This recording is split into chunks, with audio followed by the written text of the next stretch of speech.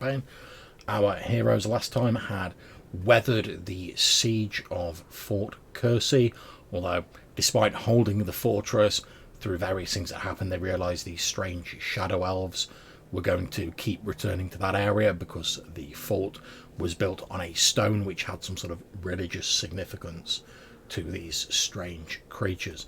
So, at the urging of the heroes, the survivors of Fort Kersey abandoned it, realising they couldn't hold it against prolonged attacks, and they have wended their way with the heroes to settle in their home village of New Sealand. So we're effectively picking up with you guys returning to New Sealand. You're a bit ahead of this ragtag sort of wagon train of like refugees and survivors of Fort Kersey, and you're heading back to New Zealand. It's pretty cold, obviously, because we're getting to the end of the first month of the Valconan winter, but the journey back has been largely uneventful. As you reach the river, and you can like spot your home village just across the river. Obviously, there's the bridge, etc. So crossing is no problem. As you reach there, you can see just to the north of it, there is the gently rising hill upon which you know the beacon has been constructed, and you can see like the sort of wooden bonfire and the little hut that you visited previously there. You can't see, you're too far away to see the villagers that are manning it, but you know it's there. One thing that does strike you that is different from last time is a short distance to the east of the beacon, sort of like just poking out from behind the hill, and to the north of New Zealand, you can see there appears to be construction proceeding apace, effectively like wooden buildings being constructed. And obviously you can see New Zealand, wooden palisades around it, etc.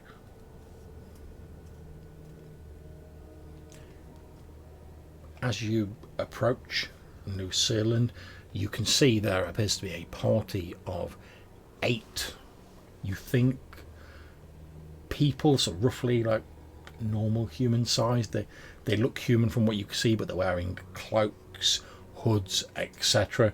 You can see they appear to be armed with wooden bows, and they appear to be firing to the palisade that surrounds New Zealand. You can just glimpse some of the defenders of New Zealand sort of firing back at them from the wooden walls. What do you want to do? Sorry, how many did you say there were, John? 8 that you can see at the moment. 8 that we can see. And the buildings to the north, do we think that they're connected to these? Difficult to tell at the moment. They don't appear to be paying them particular mind, but it's possible. Okay. Are they coming from that direction though? Is that the No. sort of direction they're attacking from?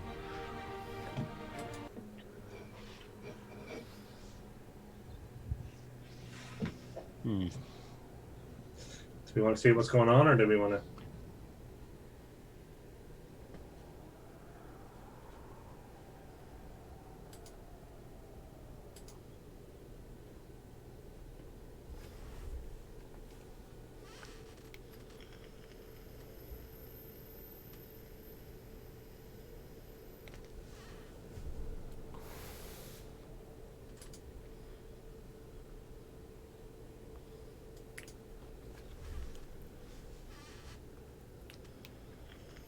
Which you won't use, of course, but Yeah.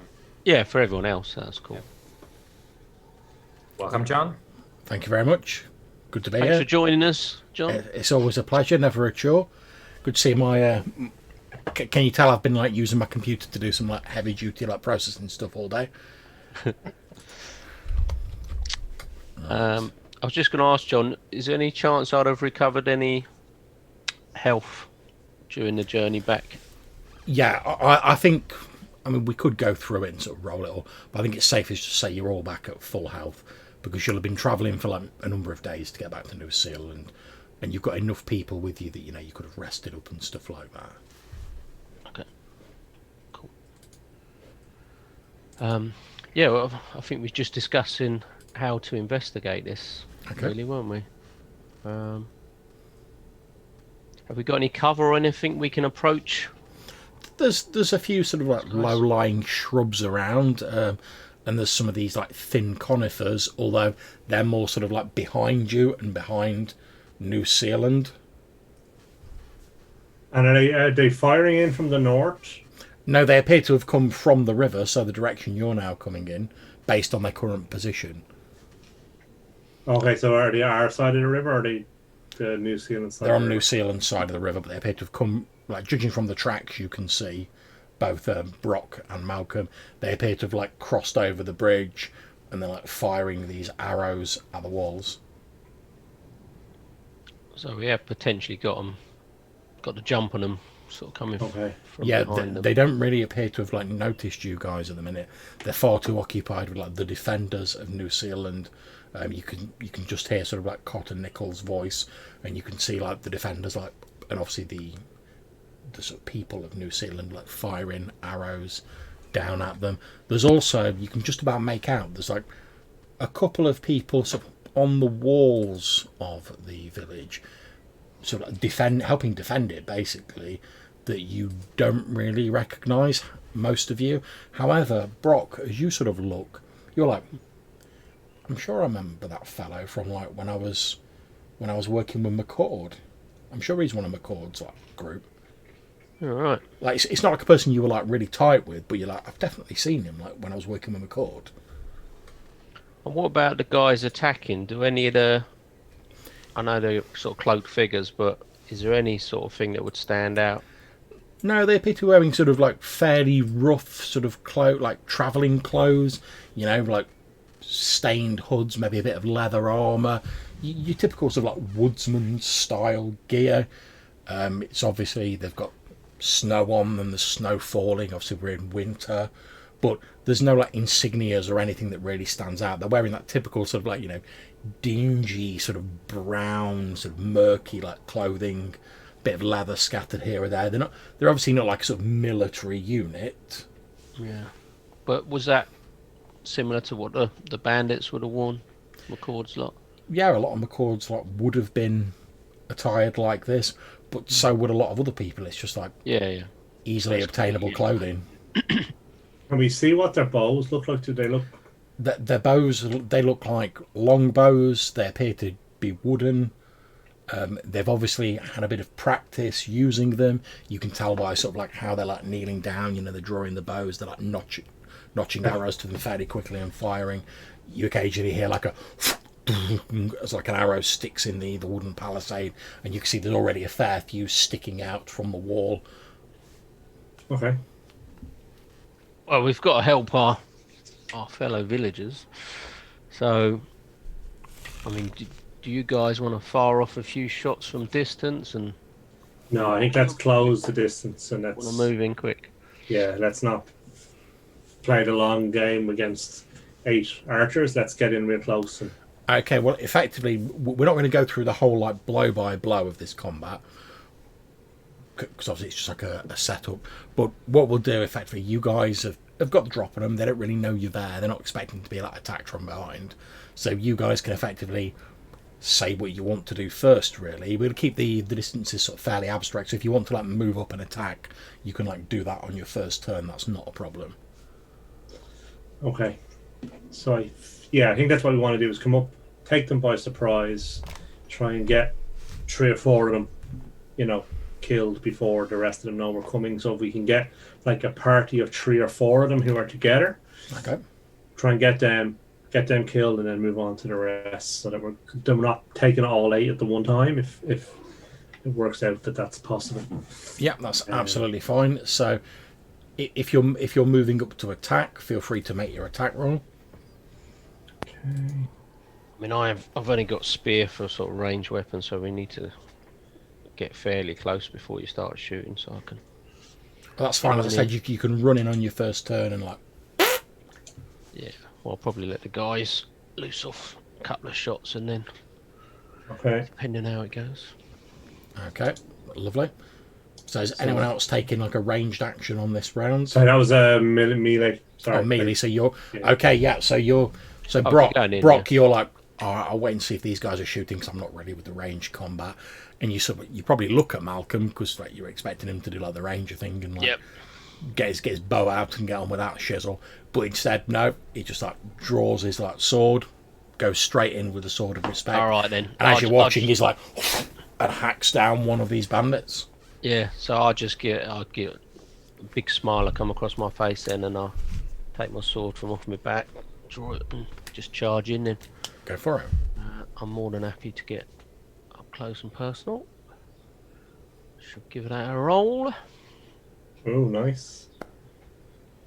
Oof. Okay, Ooh. yeah. So Brock, describe how you run in and hack down one of these bandits. Yeah, so obviously caught by off guard, this guy kneeling down to draw back his bow. I'm just going to run in there, two-handed sword just off the side of his head, just come down and take his arm off, and he's just going to bleed out. Yeah, almost so instantly. as he's going like that and he's like notching the arrow and pulling it back, the other two, you see Brock run in. He swings down his huge sword. There's like a... And then you see this guy and he's basically stood there with like his arms gone and he's like screaming, flailing his arms around like blood spraying out of it. But he very quickly falls quiet. You can literally see his like face go white as he goes into shock and he just slumps onto the ground with shuddering for a bit with this red pool spreading out in the snow around him. What's Wymo doing? Striding in, shield in hand, other hand, pistol. I'll Go shoot for it. one of them.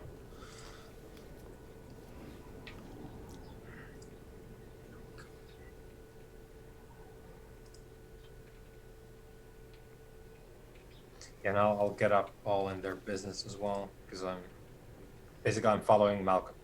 Yep, no problems. 14. Yeah, so describe how you also dispatch one of these bandits with your musket, or your black powder weapon. I think it's probably a case of running in with a war cry. One of them turns around to engage, and it's just immediately like down as the smoke just envelops a part of the group.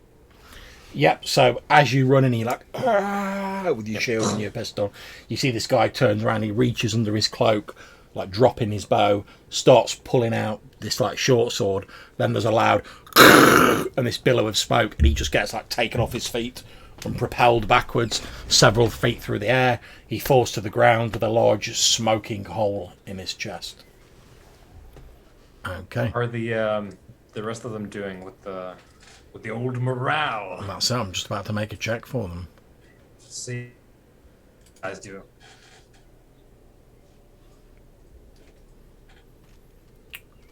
They're not doing great, to be honest. They as this guy like flies through the air and like hits the deck, they like a shout of panic goes up. They're obviously sort of like looking backwards and forwards, realizing instead of just like, oh, we're just attacking this place, we can always fall back. Now suddenly like, oh, we're being attacked from behind as well, we're being pincered. So they just start scattering like in all directions. Like it's a complete panic. It's not like an organized withdrawal. Like it's just a complete rout. They just start like scattering and like running in all directions, obviously just trying to get away from you guys. Is there any way we could jump on one to capture him? Yeah, effectively they're fleeing, so that's not a problem. You could make me an attack roll. Don't worry about the damage. If you succeed, you've captured one of them.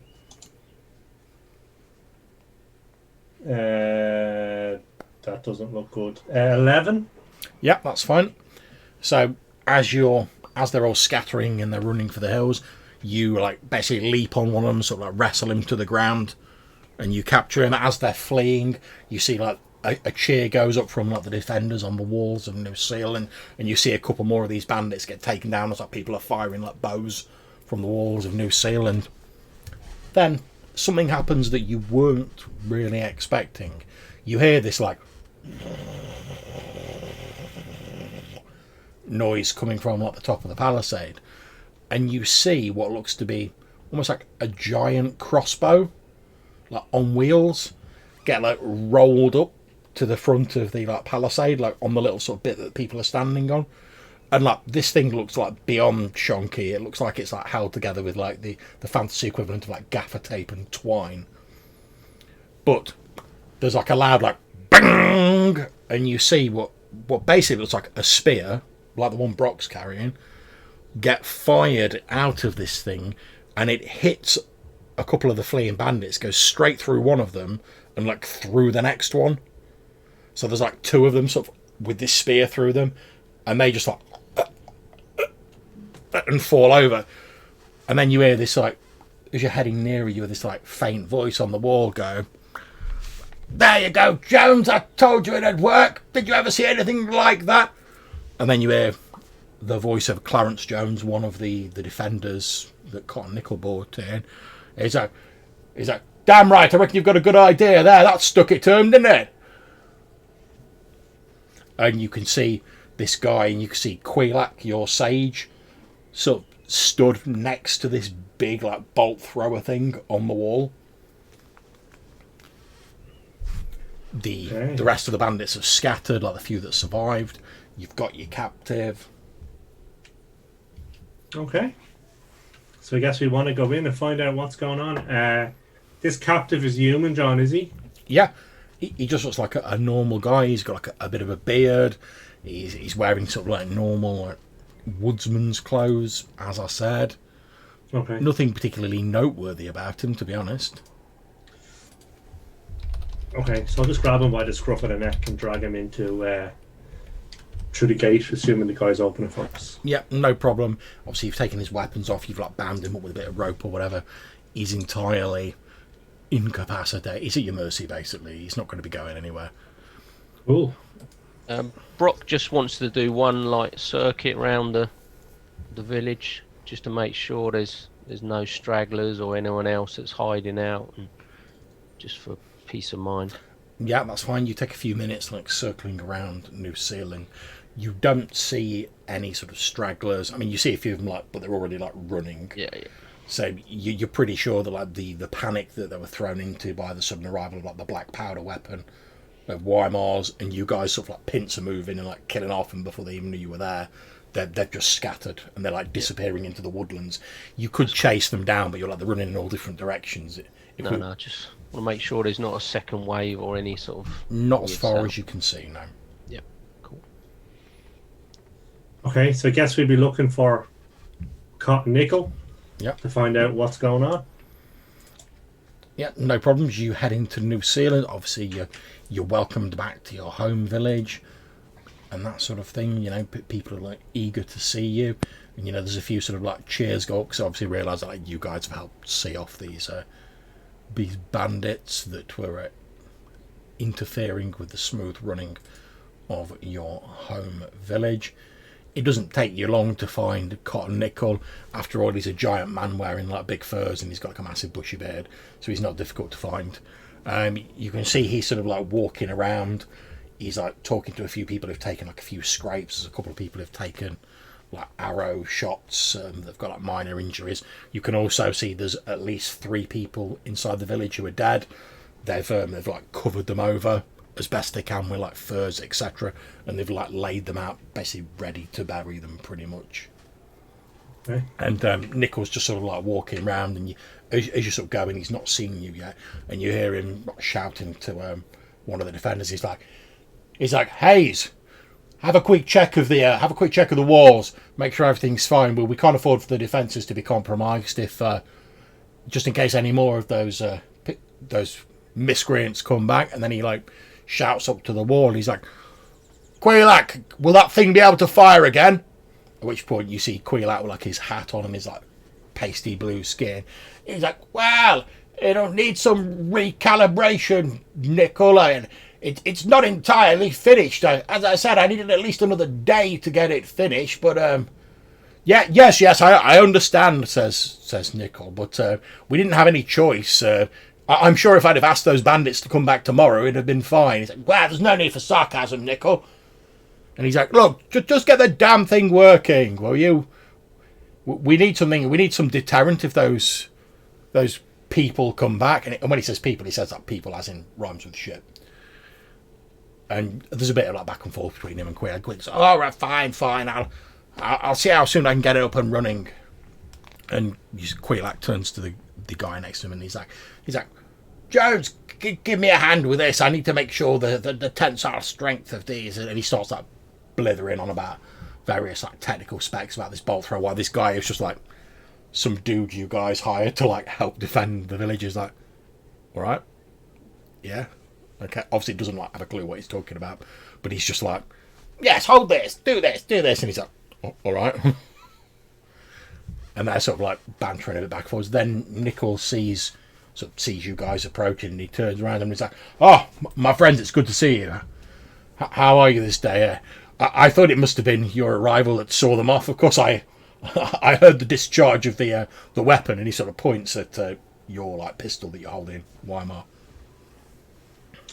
Yeah, well, things go well. And I just shake the ruffian. Yeah, we found some rats outside the fence.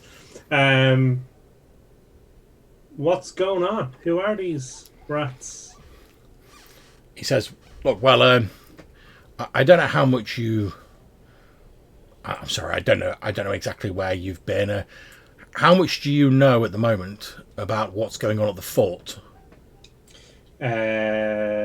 Nothing, I don't think. He says, "Right, well, you." He says, Fort Eastburn." He says, "Well, you. I don't know if you're aware, but Lord Eastburn passed away recently."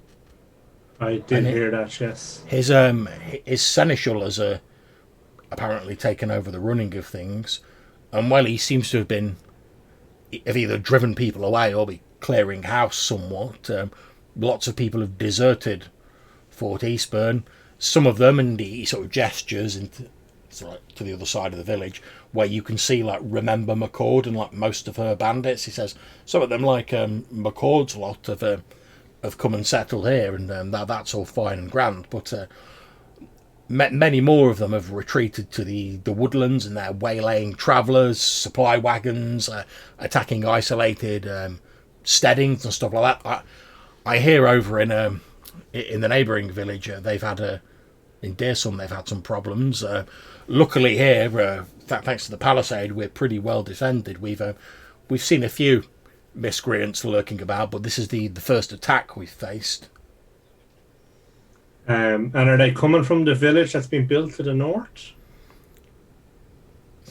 He looks a little bit puzzled, and he says the village that's been built to the north. And then he, as though he sort of clocked onto what you're talking about. He's like, "Oh, I see." He's like, "Oh no, that's not a village. That's your friend Buchanan, building his trade post." Oh, okay. He arrived back in Valconan a few days ago, and oh, excellent. He, as per the discussion previously with him, he travelled here, bought all of his supplies with him, and on his way here, he'd hired some men to start the construction. And they've started putting up the first of the wooden buildings, like you say, just to the north of here. Okay. They're planning to expand it into a full trade post, but obviously they've only had a couple of days to get started, so they're just focusing on the smaller sort of storage buildings at the moment, so they can keep their stock in it, etc. Okay. He says, I think he says Buchanan did come here when he first got back to Valconan to sit. But obviously, just to check how you were doing. But obviously, you weren't here. I told him you were out and you'd probably be heading back at some point. He said if you want to pay a call on him, of course, feel free to do so. But he's mainly going to be stuck at the construction site, overseeing the works and all that sort of thing. Okay. Interesting. Excellent. I must go and see him. So you have no idea where these bandits are holed up? Well, it seems to me that most of these people have sort of formed like loose-knit bands of brigands, and they've they've retreated to like the sort of deeper wooded areas. Obviously, it makes them more difficult to root out. Obviously, he sort of gestures to Brock. He says, "Of course, you would know about this. Obviously, as previously part of McCord's group. It's far more difficult to track a loosely knit group through the deeper forests, especially if you keep on the move and you don't really have a permanent base of operations." And he said, "I don't think it's any sort of like single large group like McCord's group. I think it's these loose knit small groups of bandits since Fort Eastburn's been like turfing out its ne'er-do-wells and various people who don't like the Seneschal have left of their own accord." Okay. Well, luckily I found a rat, so we'll have a chat with him and find out where his other rat friends are hiding. At which point, Carnickel like cracks his knuckles loudly, and he's like, "Well, if you have other important business to do and you want to leave him to me and my men, I'm sure we can squeeze some information out of him." Well, that would be greatly appreciated, because I don't like to get my hands wet and dirty. That's fine, and he basically like grabs this guy by the scruff of the neck and like drags him away from you, and he's like, "Come on, you. Now we're gonna have a little chat, and if you tell me what I want to know, you just might be able to walk out of here." And you hear this guy like protesting as he's like dragged away to like one of the guard huts. But you see like as he's sort of dragging him, like Carnickel like gestures to like a couple of the defenders who sort of like fall in with him, and they all disappear into this hut, and the doors slammed loudly behind them.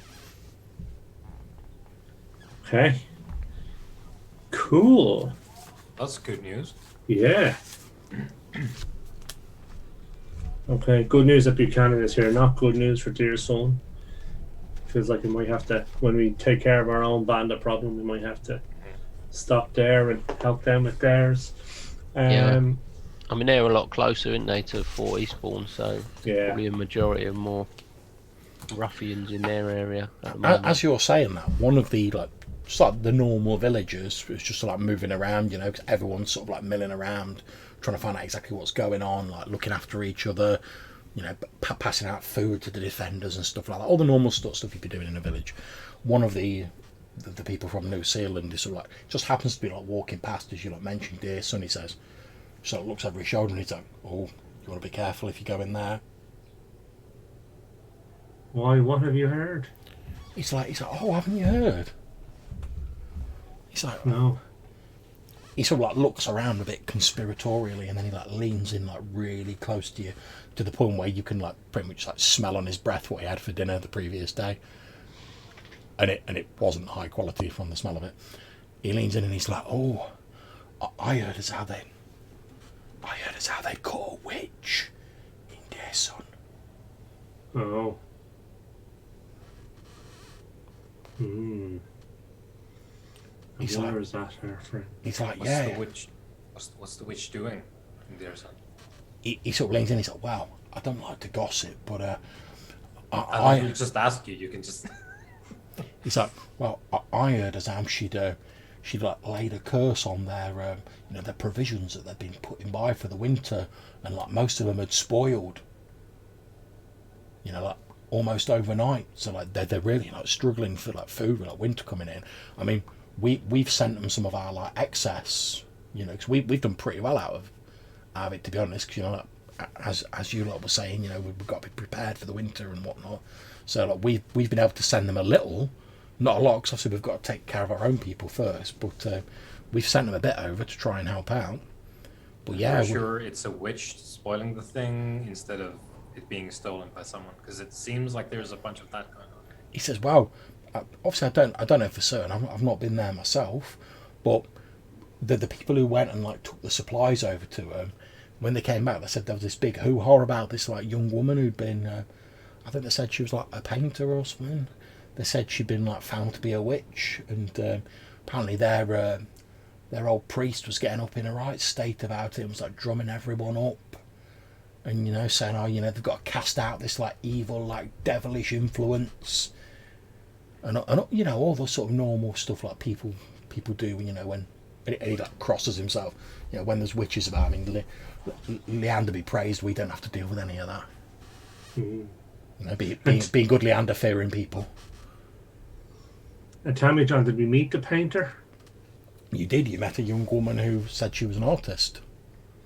And she said that basically she liked to spend her time on the sort of like beach area overlooking the sort of coves and whatever, Okay. painting the scenery.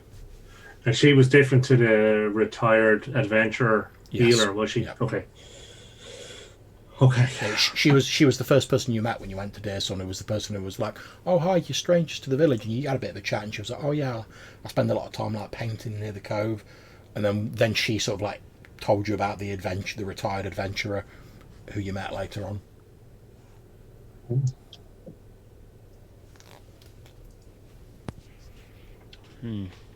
So that's either someone getting over creative with their storytelling, or there's some truth to this nasty witchcraft.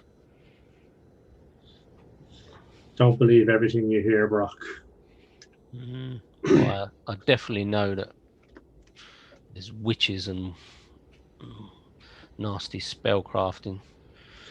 We met Down in this these young parts. lady though, and she wasn't a witch. Oh, but that's what witches are like, says this villager. Is that's how they do it? They're like they mix in and look just like everyone else. Anyway, Yes. I heard as how they caught her anyway, so I'm sure it'll be sorted out.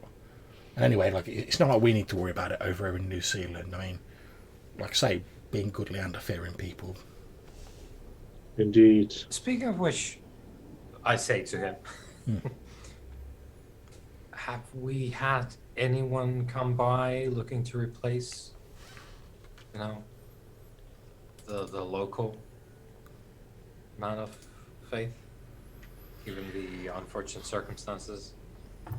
He says, "Oh, not really. I mean, the only aside from the gestures at McCord's, like you can see, they says, aside from them lot, the only strangers we've seen are there were this group of adventurers who came by. I think they said they were called like Callan's people or Krellan's group or something like that. They came by with the merchant fellow.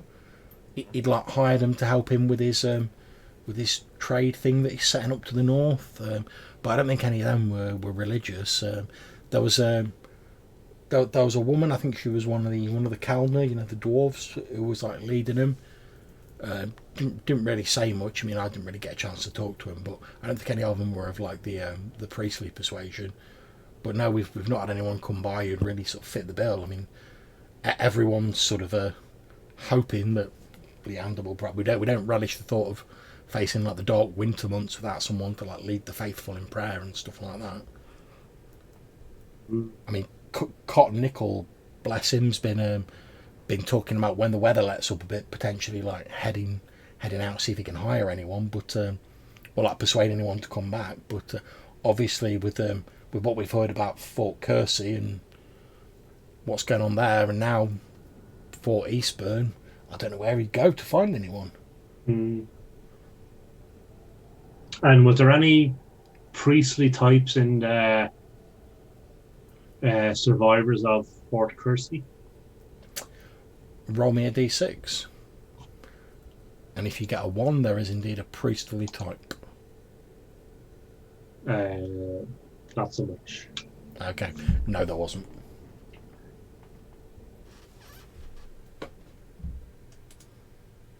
Okay.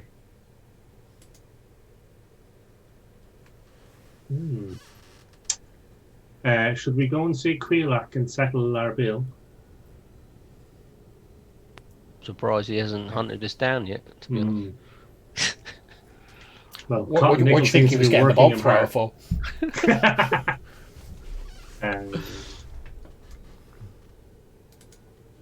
But yeah, it's not difficult to find Quilak. Like he's up on the wall, like messing around with this like bolt thrower thing. Okay. So I guess we'll call up Quilak. Good to see you. Oh, it's you. I was wondering when you were going to get back. Yes, indeed. Could you join us for a moment? He looks at the fellow who's helping him with the bolt thrower, and he's like, Clarence, just put that rope on there like I showed you, and make sure it's all nice and tight. Work that handle there, and I'll come up and deal with the rest in a bit. And he sort of like jumps down from like the little like palisade. Like I say, he's only like a tiny little like ice walker nomad, and he sort of like waddles over to you in his robes and his like big wizard hat, and like looks up at you. Hey, how are you? Nah, not too bad. Not too bad. It's to be honest, given everything that's been going on at the fortresses, from all sound of it, I'm rather glad to be out of that. Indeed. Will I have the rest of your money? Oh, I'll be happy to hear. Splendid. And tell me, what information have you uncovered since we last seen you? He says, "Well, none. You asked me to stop looking into that and start working on anti-worm defences." And he gestures at the bolt thrower, and he says, "Which I've been doing. Okay. I need about another day to finish calibrating all of this. I mean, I when those whatever they are attacked, I said to Cotton that it wasn't really ready. I mean, to be honest, it's more fluke than anything that we actually hit anyone with it, because it's not finished. Look at the whole damn thing didn't fall apart." Yeah. But Cotton did insist that we at least give it a test. But I'm going to need at least another day to finish it all off and make sure it's all fine. And then once I've done that, I'm going to get back on to looking to see if I can find any more rumours about treasure and stuff like that, like you asked me to. Okay. Cool. Okay. And anything else interesting happened while we were away? He says, "Well, he says your merchant friend arrived with some adventurers in tow. Kellen's band, I think they were called. Don't know why. I spoke to them briefly. None of them were called Kellen, so it doesn't make any sense to me. But he turned up with them. I spoke to him briefly. Obviously, he was looking for yourselves. And I said, well, you'd return here at some point, but we couldn't say exactly when. And he said, well, just to give you his regards, etc. When you did turn up, and then he headed off to his construction. They've been working on that. We've had a few people pass through, nothing of note. I mean, the visitors are getting a little bit rare, obviously with the weather getting so bad now and winter really sort of biting in. People are starting to stay a bit close to the old hearth fires and not travelling around as much. So I expect once winter really starts kicking in, we'll be seeing less and less travellers and people like that sort of coming across us. Indeed. Aside from that, it's been pretty quiet. Although we have heard a few rumours, and apparently, obviously, we don't really know what's gone on with Fort Kersey, but we've heard rumours about some big battle going on there. Obviously people have apparently vacated Fort Eastburn. I don't really know what's going on with that. Nor I. Obviously, I've been pretty busy building this, so I've not really been able to look into things as much as I might otherwise have done. But it's nearly ready. Isn't she a beauty? He says, and he points at the bolt thrower again.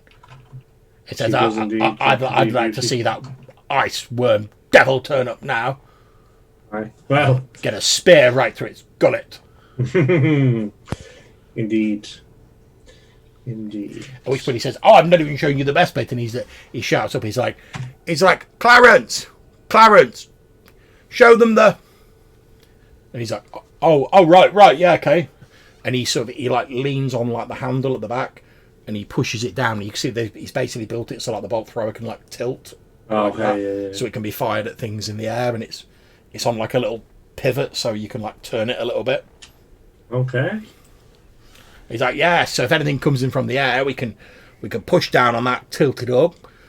It's better with two people firing it, to be honest, but you can get by with one if they're good enough.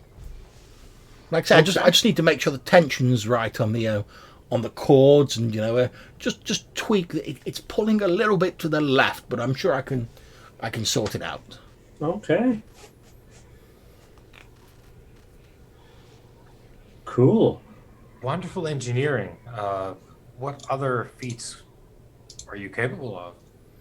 He says, "Well, I've always had an eye for the details. You see, in my line of work, the details are everything. I mean, take for instance, you ask me to find out where there's some treasure located. If I get the details wrong and I tell you by the difference of a mile either way, you could miss it. You could wander into danger.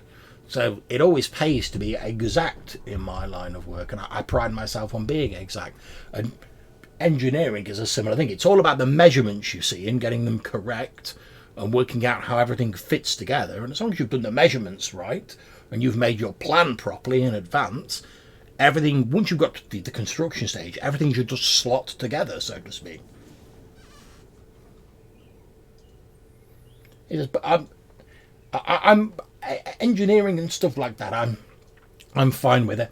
I know a little bit about the more esoteric subjects and stuff like that, but I'm not really so immersed in that. It'd take me a little bit longer to find out that sort of thing.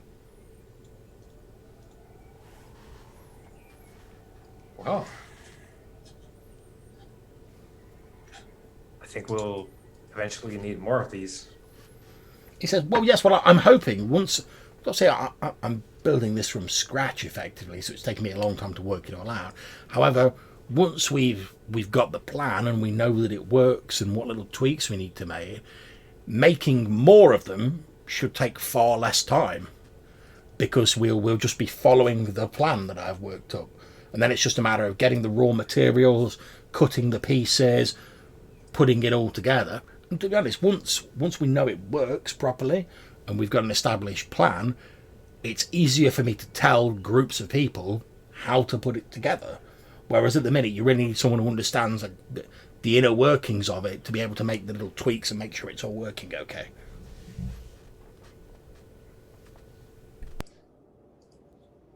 Truly.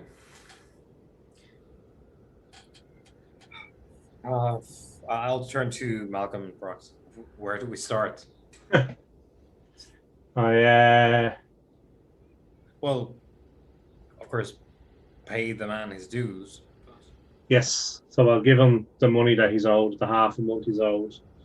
That's absolutely fine. He takes the money off you, and as you're doing so, he says, right now, as I've said, it's going to take me probably another day, maybe two, but I think I should be all right with one to get this finished.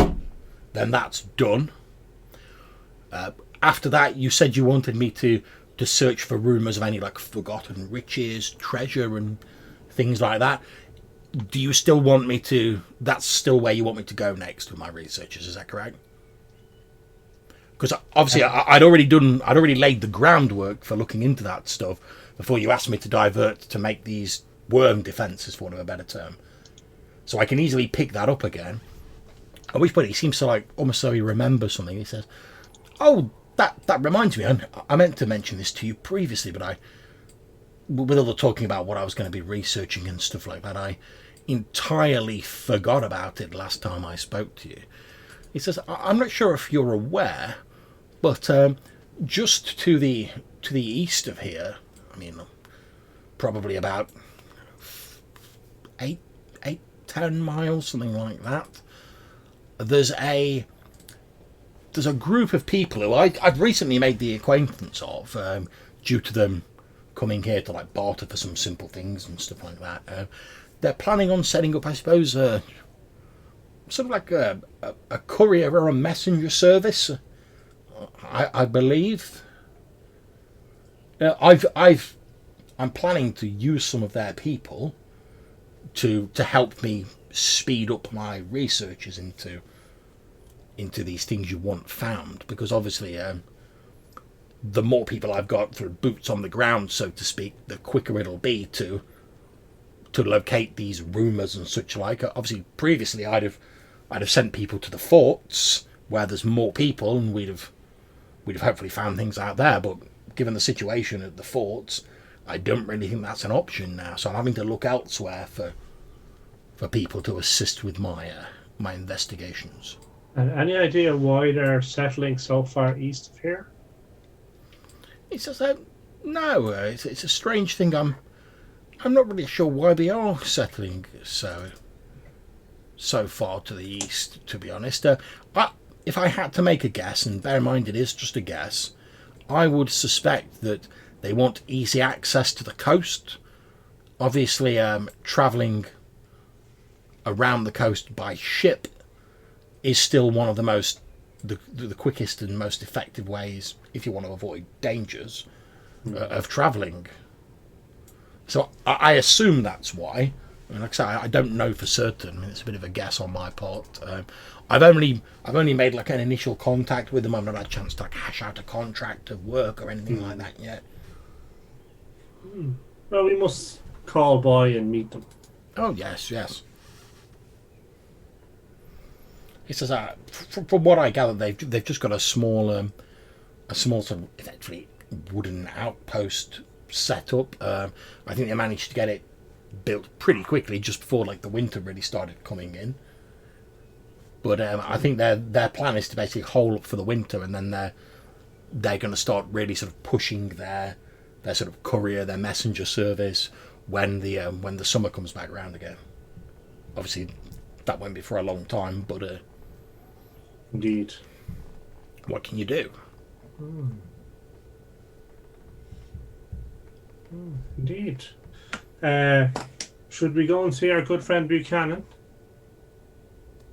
Yeah. Seems I feel like seems a little bit odd that these people are setting out their own sort of places just outside of New Zealand. You'd have thought it'd have been a safer option to sort of join forces almost. Well, they're going to want to stand apart because mercantile. that's how they do. They want to have their own thing. Yeah. as long as they pay their taxes, I think it doesn't really matter where they Eventually, sit. like they will call on us to do things, and then we can negotiate. But they will plant their own flag and stand aside, as long as it's viable course of action.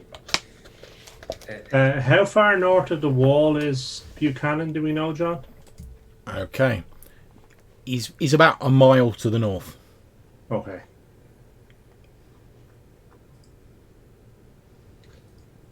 Okay. Cool. Well, let's go and see him. Okay, yep, no problems. You head to the north. You can, as you approach, you can see a small cluster of wooden buildings, obviously been fairly recently built. As you're sort of getting by, you can see there's obviously like a number of like labourers sort of like working on these buildings. You're like reinforcing them. They're obviously trying to get them ready for like the really bad winter weather, because we're only like a month in at the moment. So as far as Valconan goes, this is fairly mild weather. As you're approaching, you can see, like I say, these labourers, and dotted around you can see a number of individuals who stand out. There's a woman wearing leather armour, smoking a pipe. She's chatting to another woman.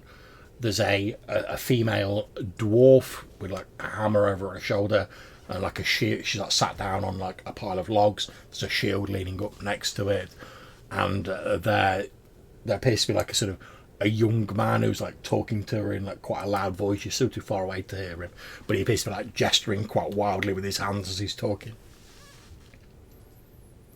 Okay. So we heard that the dwarf was in charge, did we? You did, yeah. Okay. So I guess I'll just approach her. Okay, yeah. As you walk up, you can see she's like she's put a warhammer down, and she's just like pushing some like pipe weed into quite an ornate wooden pipe. She's got like a flint and steel on the logs next to her. Cool. So I'll just go. Well met. I have. She looks up and says, "Oh, greetings." I hear that you are leading the guards who are protecting Buchanan. Is that correct? She smiles slightly and then sort of gestures round at like the people that you just sort of like pointed out, and she says, "Yeah, the fellow over there waving his hands, the two young women over there," and then she sort of looks around a bit and then she shouts at one of the women. She's like, "Judith, where's Lemuel got to?" The woman just like shrugs, and she's like, "Oh, and there's another fellow. He'll be about somewhere." Yes, there's 5 of us in all. This is my group, Callan's band. We call ourselves. The leader of the group used to be a man called Callan. Unfortunately, he's no longer with us. But in his honour, we keep the name in the group. We've not been in Valconan all that long. Originally, we were back in the homeland, and she sort of smiles a little bit. We were hired by a merchant by the name of Buchanan to come here and help protect this trading post he's establishing. Apparently he agreed to put it here because he had some friends in the village just to the south of here. Yes, we are those same friends. Oh, right, I see. Yes, I think what he's... is your own name? He says, Balmora. Ah. So yes, I think Buchanan's in the building over there. He's just looking at some of the plans for the buildings with some of the labourers. We're mostly here, to be honest, just to make sure they don't get attacked by bandits, animals, stuff like that. Okay. It's have you seen much bandit activity? There's been a few sort of odd incursions. I hesitate to call them that, but just the odd few people, but we've seen them off, and it's been quiet for the last few days. Okay. Cool. Yeah, the village had a recent incursion as well. But Still, we captured one of them. So. Oh, well, I'd be interested if you can find any information from them that might help us. I mean, obviously, we called at the village when we first arrived in Balconan. The merchant insisted, and obviously we saw it's pretty well defended, so we assumed they'd be all right. But we did say to them, if you get in serious trouble, we're only here. Just give us send up a cry, and we'll obviously come and help out as much as we can. Indeed, and likewise, should the need arise, please feel free to call on the village. Thank you. So I'll introduce myself and the guys, and then just explain that it's a wild and dangerous place, and for her and her people to keep their wits about them, and that we are looking to shore up New Zealand, and that we would appreciate if they kind of worked with us to keep everyone in the general area safe. Yeah, she nods to that and says, perhaps there is something you can help me with. And her voice is very sort of like calm and measured as she talks. And she says, perhaps you might know my brother. I believe he's settled around here somewhere. And what's his name? Leopold. Oh, Leopold. And at which point, obviously, because we know that Colin, unfortunately, for real life reasons, has had to step away from the game for the moment. Absolutely fine. It is what it is. I'm going to ask for suggestions from you guys. Obviously, hopefully he'll be able to come back into the game at some point.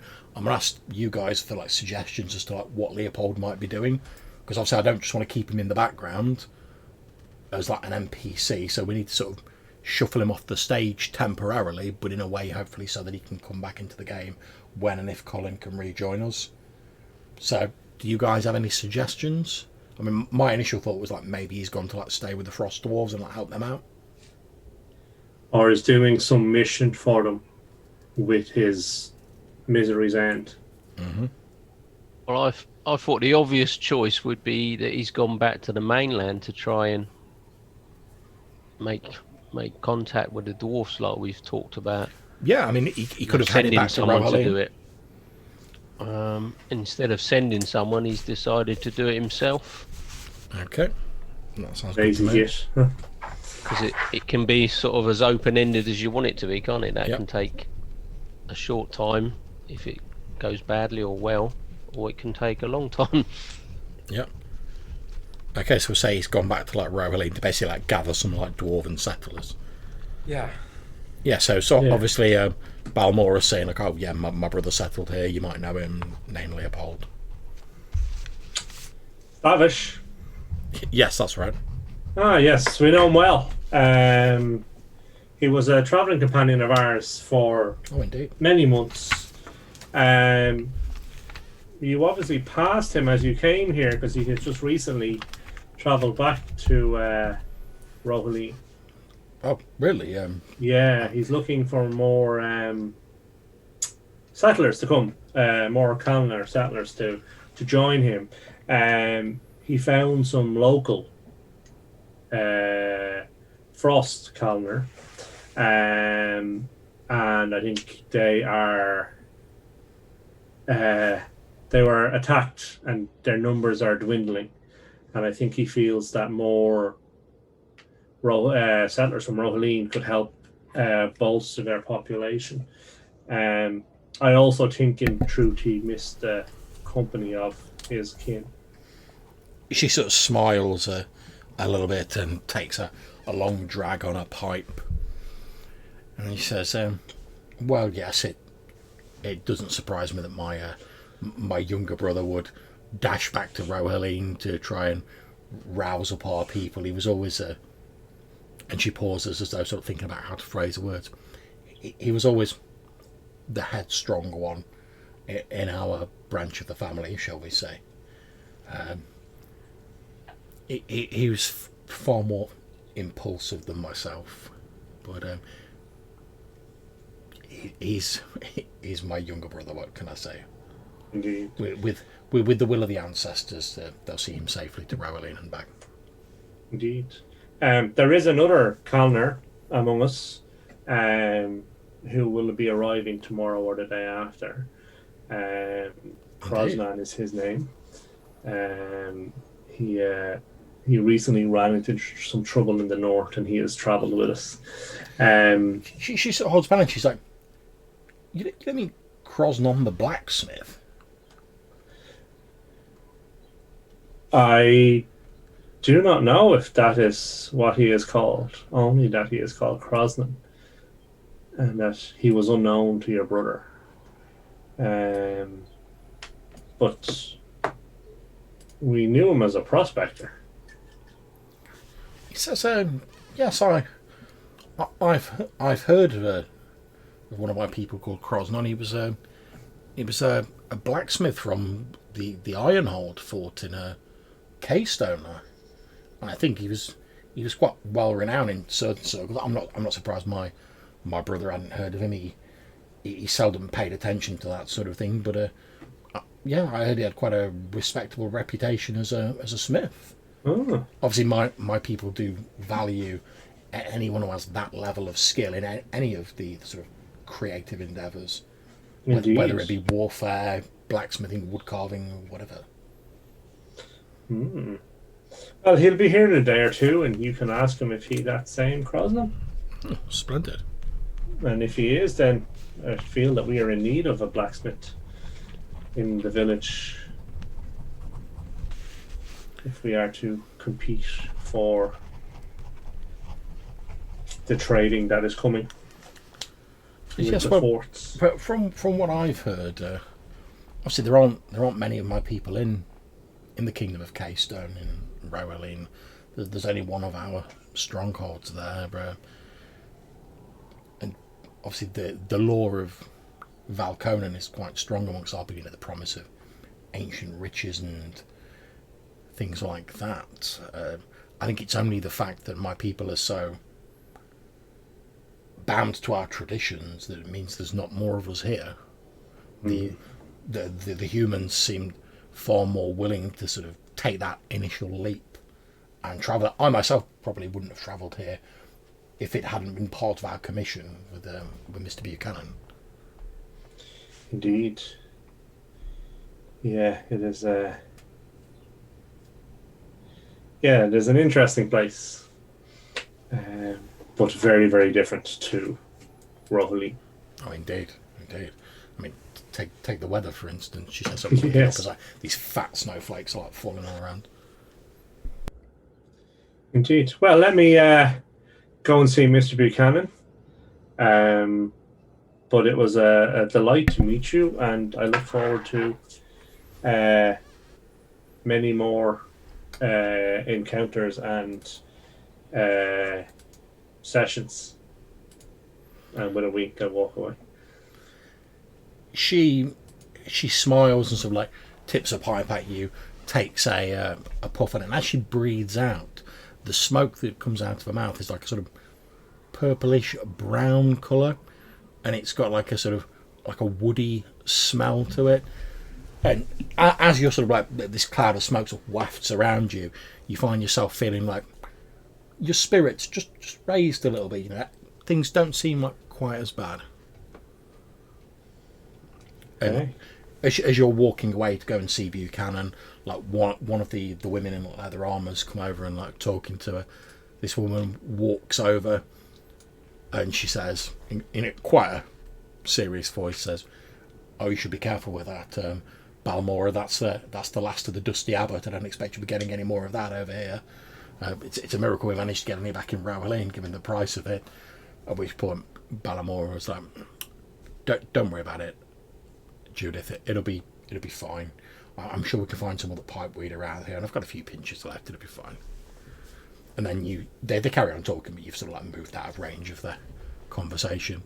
And as you get nearer to this wooden building that they sort of intimated that Buchanan was in, you can hear like voices coming from inside. Wymore and Brock, are you going with Malcolm? Are you doing something else? Is there anything you want to do while that conversation was going on? Going with Malcolm. Okay. Yeah. Follow along. Okay, so you walk over, you can hear these hushed voices inside. You open the door to this like wooden building. Inside there's like a simple table set up, like chairs. There's a few like wooden chests and barrels. It's a pretty small room, but it's like packed with stuff. This table spread out, you can see there's like parchments and papers with like plans drawn on it, like sort of architectural drawings for like buildings.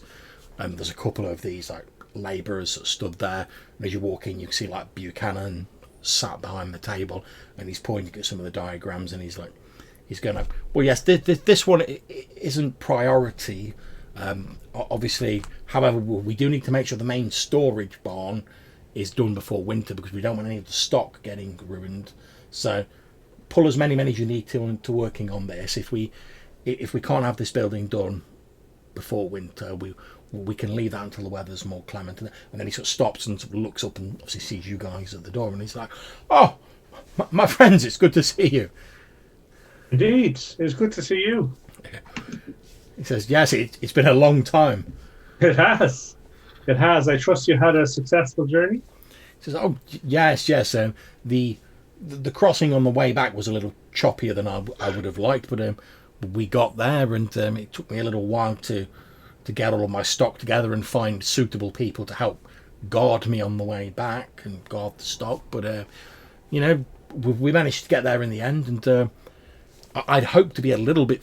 And at this point, he sort of like looks at the two labourers and he's like, "Right, okay, yes, you can carry on with this. Tell the others to start working on that." And he like passes them one of these plans, and they sort of nod at you and head past you and start carrying on with the building. He says, "Yes, I'd hoped to be a little bit further along by now, but the trip back from Rowening to here took a little bit longer than I planned. So winter was already in full force by the time we arrived. So we're a little bit all hands on the deck, so to speak, now, trying to get all this stuff set up, and we need a place to store the stock, and we've got it."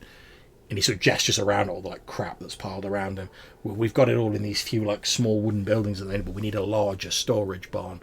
But I'm hopeful we can at least get the main buildings built and have a fairly decent setup, so when the weather lets out a bit, we can really push on with it. And I'm hopeful by the start of summer at the latest, we can really start getting this place working and sort of turning a profit on it. Excellent. And is there anything we can do to assist? I can't think of anything at the moment. What I could, obviously, I pretty much came straight here. What I could really do with is a bit of local information. I mean, I've been hearing all sorts of strange rumours about the forts and strange creatures being seen abroad and bandits in the woods and sorcery in villages to the south and all manner of strange things. But because I've been stuck here, like overseeing this, I've not really had a chance to verify any of the information I've heard. So if you can shed any light on sort of recent events in the area, yes, I'd be grateful. Certainly I can. So Fort Kersey has been destroyed. And He raises his eyebrows. Yes, indeed. We were there for the siege. It was besieged by... A siege, you say? Yes. Besieged by shadow creatures of unknown origin, who it feels it seems that the fort was built in one of their holy places, and they were outraged. So they laid siege to the fort. We managed to fight them off, but the Lord Kersey did not survive, and there weren't enough survivors to remain in the fort while the fort was in this on this holy ground or consecrated ground. So you're expecting these creatures, whatever they are, to return to the fort? Yes, that is our expectation. Okay. So the people of Kersey have left the fort and are traveling here, and they will settle in New Zealand and will build up our defences. Fort Eastburn, we have heard a great deal of news from. It's hard to know how much of it is true.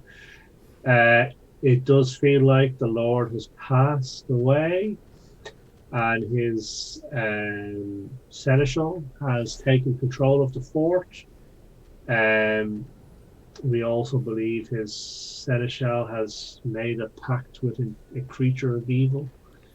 His eyebrows like raise rapidly when you say that. He's like, really? Yes. Well, were you talking about some sort of devilry or? It's very unclear to us, but Brannon, the devil's name is. So, yeah, we were trying to find out what he was up to, but we ran into a creature that was beyond us, and we lost a member of our party. And since then, I'm sorry to hear that. Was it anyone I knew or? it was a young friar. I'm not sure you met them. Doesn't ring any bells, but obviously I'm sorry for your loss. Where's that chatty little fellow you always had with you? Him. He has travelled home to Rohaleen looking for more of his kin to come and settle here. So yes, he has. So in terms of the bandits, we have captured one. Captain Nickel is currently explaining to him why the bandits should stay away from New Zealand. So we're hoping to deal with the bandit problem shortly. He says, "Well, I'm sure Nickel will manage to get something out of him. I certainly wouldn't like to cross the fellow." No, all right. And in terms of the village to the southwest of here, we have heard rumours of witchcraft, but ultimately we don't believe it to be true. We've met the young lady in question. So we will head west and clarify what is going on there. But I don't think there's anything to be concerned about. He says, "Well, it's funny you should say that." He says, "On the ship I got back here from Rohaleen, I'd heard that." I don't know how accurate this is. I mean, it's only rumours that I heard from the people who were crewing the ship. I heard that another vessel that they sort of knew, they had associates on it, shortly was arriving in Balconen shortly before us, and I heard it had some, and he sort of like gives you a bit of like a knowing look, some church officials on it, if you know what I mean. I do. I dislike church officials. He says, "Wow, yes, I can certainly understand that." He says, "I'd heard that. There was a small party from Tosan back in Rohaleen. Now, obviously, I'm from Keystone. I don't really have much to do with Tosan, but obviously they're all very religious over there with their pope and their church, and obviously there was in the last few years there was the recent conflict between Keystone and Tosan that that only really died down when Valconen was discovered to be inhabitable again. Yes. Apparently they took a dim view of our mercantile endeavours. But well, if you ask him, he laughs and says, "Well, if trying to make a living sinful, I suppose yes. But if you ask me, well, they were just jealous of the Caiston trade routes, and they were just trying to get their own hands on it. I mean, dress it up in religion all you want. I mean, obviously I believe in Leander. I say my prayers, etc. But I find it difficult to believe that Leander would take issue with trading and mercantile endeavours. What I'll say is that the temples don't build themselves. Well, exactly. Gold doesn't put itself on the gilding. He says he sort of starts opening up. He says, "Well, it's funny, isn't it? How these sort of like religious nations like Tosan, they're all about the the penitence and avarice and greed is a terrible thing. However, they're always passing around the collection plate, and they're never short of money when it comes to building a new temple or a shrine or stuff like that. Funny how those things work out, doesn't it?" Yes, at least I know that the merchant prince is a greedy, terrible person who's out to fleece me for every coin that they can get. Yes. I mean, don't get me wrong, obviously, as you know, I've no love for the merchant princes. I mean, they've got the trade route so locked down in Roeline, they've got such a monopoly on it that for myself, like travelling to Valconen and trying to set up trade here was really the only option. Either that or effectively, he sort of chuckles, sell my soul to the merchant princes and become a cog in their huge machine, which didn't appeal to me at all, to be honest. But so I've no great love for them, but I'm not going to condemn them just because they're doing what they do better than anybody else. No. And like I said, at least they're upfront about it. Oh yes. you know where you stand with them. It's just the merchant princes don't pretend to be anything of Caiston, don't pretend to be anything other than what they are. You know that every time you deal with them, they're going to be trying to get the best deal for themselves. But as long as you go in knowing that, everything's fine. I mean that's the merchant way, so to speak. So, speaking of merchant ways, did you bring across wares, perhaps? Yes, of course. Is there anything in particular? I mean, most of it's packed away at the minute, but is there anything in particular you're looking for? I mean, obviously, once we're set up, I'd have to charge you like the full price for it. But while we're still sort of setting up, just this one time, I'm sure if I've got anything you're interested in, I'm sure I could do you a good deal on it. So, of course, the answer is we're going to need everything, but... Just, well, I can't claim to have everything. I mean, there are limits to what I can afford to ship over from Caiston, but if there's anything in particular, I mean, I can see if I've got any of it in stock. I mean, it might take me a while, because like I say, everything's packed away at the moment, but is there anything in particular you're after? So, thinking of New Zealand, what do we want to invest in? I suppose like getting a whole bunch of tools would then maybe allow us to, like get into like lumber and that kind of thing. Well, it says, well, if you're looking for like woodsman's tools and general craftsman's tools, he says I do have some bundles that I've set aside. Obviously, I'm not planning on selling them individually. That makes no sense for things like axes and spades and stuff like that. But I have put a number of bundles together. I mean, when we're fully up and running, they'll be going for about 25 coins. But I could let you have a couple of bundles for 20 coins.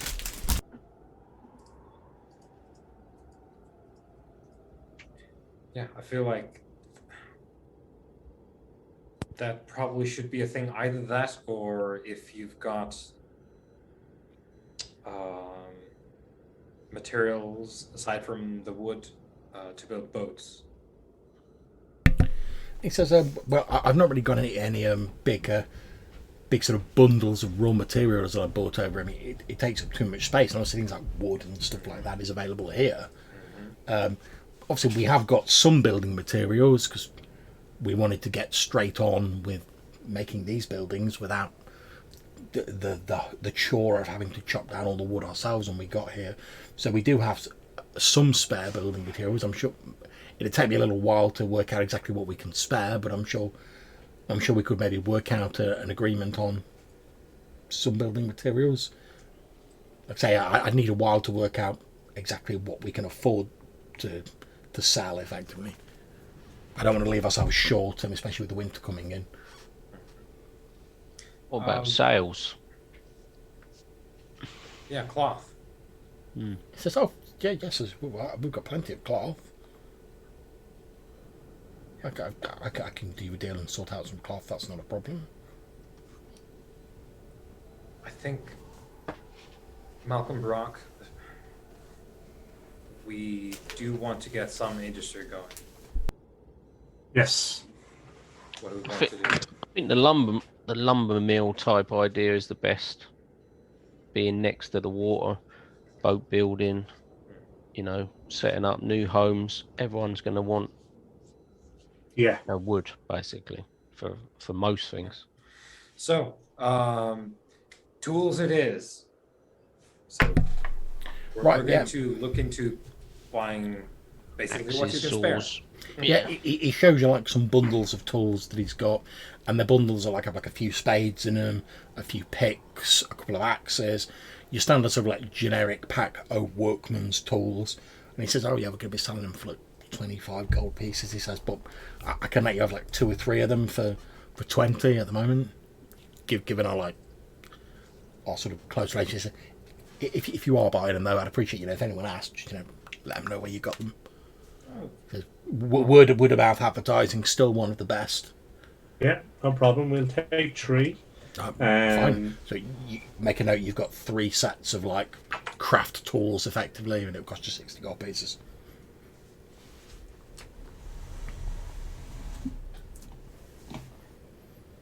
He says, with regards to the raw materials, if you can give me a day or 2 to finish what we're doing here, then we can have things unpacked. We've nearly finished the main storage barn, and once we've got everything unpacked, we can more accurately take stock, and then I'm sure we can work out a deal with this. He says, if you just give me and he sort of looks around, and he takes out a quill, and he just sort of unfurls some parchment. He says, "What sort of raw materials are you looking for?" And I'll know what to keep an eye out for when we're unpacking the stuff. Tar, Nails. We established cloth. Yep. Rope. Okay, rope.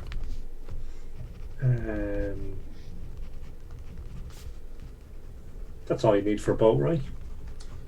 Yeah, if we're not going for extremely complicated or big.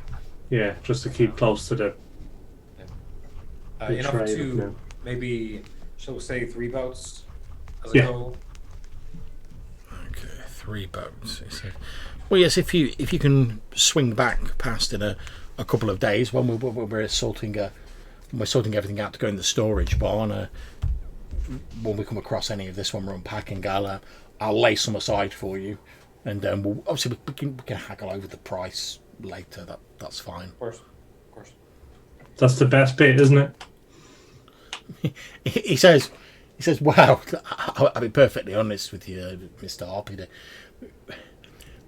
I didn't really envision myself being the foreman of a work site. So it is actually nice to do a bit of trading. I mean that's my bread and butter, so to speak. So I'll be honest with you. I'll be glad once all this construction is finished and we can get into the serious business of. I know it's going to be a while because of the weather and whatnot in the winter, but and I'm hoping to persuade the young lady outside. Bollimer. I'm hoping to persuade her and her people to stay on. Obviously, as you did with your home village, we're going to need guards. We're going to need a bit of protection. Make sure no one robs any of our stock. So I'm hoping to persuade them to stay on. But you never can tell with these sort of people. They get a bit of wanderlust into them, and they want to be moving and not settling down. Whereas I'm really looking for a sort of firmer commitment. I mean, I'm obviously hoping to grow this this trade post and make it a profitable business venture. Yeah. So speaking of trade and being honest as well, and setting trade aside, He sort of like he goes like Yeah. with like mock sort of shock and horror, and then he laughs. I was like, oh, that's good. We should look into having a. Eventually, we're going to need, culture. He says, So I'm thinking theater. oh, As I look at these sort of performances. I don't know anything about theatre. I did have one thought, which was one of the reasons I called it your New Zealand when I first got back here. Do you remember when we first met? And it was at that sort of crude trade meet. There was I know we didn't meet there, but I was heading there, and then we went there after you met, and you were kind enough to guard me on the way there. I was hoping that maybe when the weather's a little better, we could perhaps arrange something in the area of this trading post, and obviously your New Zealand, as you said, having trade going through the area would benefit your home village as well as myself. And if we organise a trade meet, encourage other traders to come here, obviously people who come here, they'll need places to stay, they'll need food, the various services that perhaps we don't provide as traders, but I'm sure your people in your village could help to provide. So it might be as we say I'm sure you know, as we say in Caseton, it might be a nice little earner for us all. Yes, I think as well. It's going to happen eventually, so we might as well get in on the ground floor, so to speak. And you say trade meet, I'll say Yes. festival. So we'll have the whole deal, as well as trading. Well, why not? Performances. Well, when I was back in Rohilly, and obviously now like the first wave of settlers has arrived, and reports have started to trickle back from various people returning up, like myself, and people have started to learn that you're not going to be killed by horrible creatures as soon as you step off the boat. I would expect that certainly when we start getting round to summer, I would be surprised if there's not a further wave, like a second wave of settlers looking to make their mark in Valconan. And obviously they're going to need to they're not going to be able to bring all of their equipment and their necessities with them, so they're going to be looking to find somewhere to settle. They're going to be looking for somewhere to buy equipment. They're going to need to find out the news that's going on. As you say, if we can sort of get in on the ground floor and have it all ready for them when they arrive here, it may take a while, but I think we could really, but between the trade post I'm building at the minute and your established, well-protected village, I think that we could really expand both of them and really sort of make a go of it. I mean, I don't know if you've any desire or any goal to expand New Zealand into a town or with a will of the hand, and maybe even a small city, like far in the future.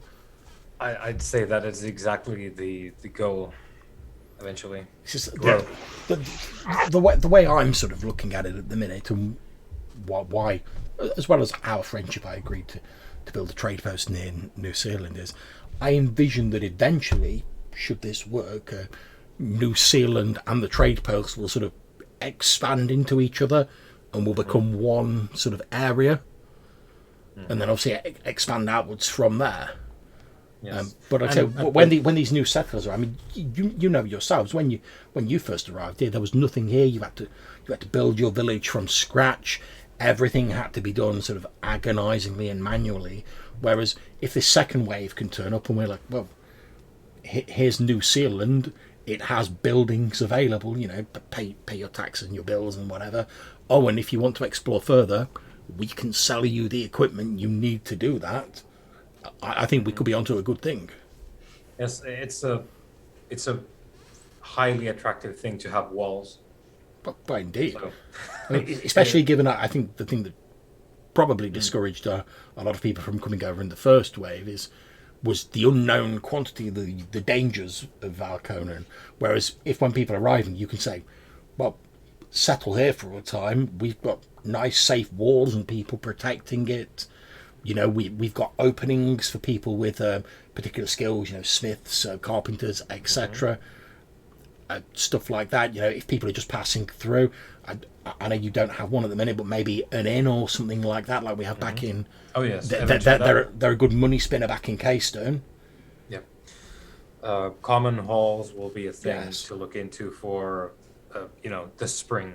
Exactly. Because we need a place to house people. Yes, I mean we're talking sort of long term here, obviously. Yes, of course, and I do appreciate a man with an eye on the horizon. And with that in mind, setting trade aside for a minute, as I was saying, given what's coming in the colder period,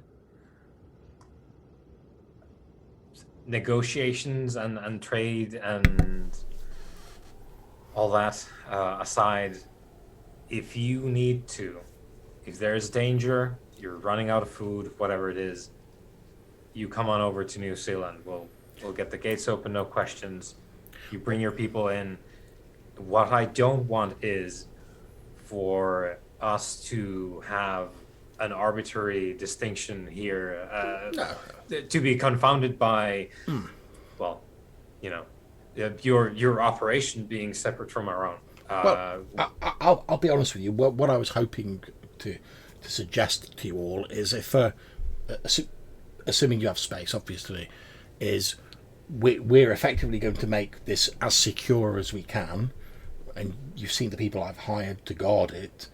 And what I was going to suggest is that if most of us decamp to New Zealand when the real cold weather sets in, and then as long as we do occasional patrols to make sure the security's fine with the storehouses we have here, and I've spent quite a lot of money on getting locks and chains and such like, and one of Balamor's people has other ways of sort of securing the premises. So if you're in agreement, I would certainly not be adverse to, in return for your generosity in allowing us to weather the winter in New Zealand,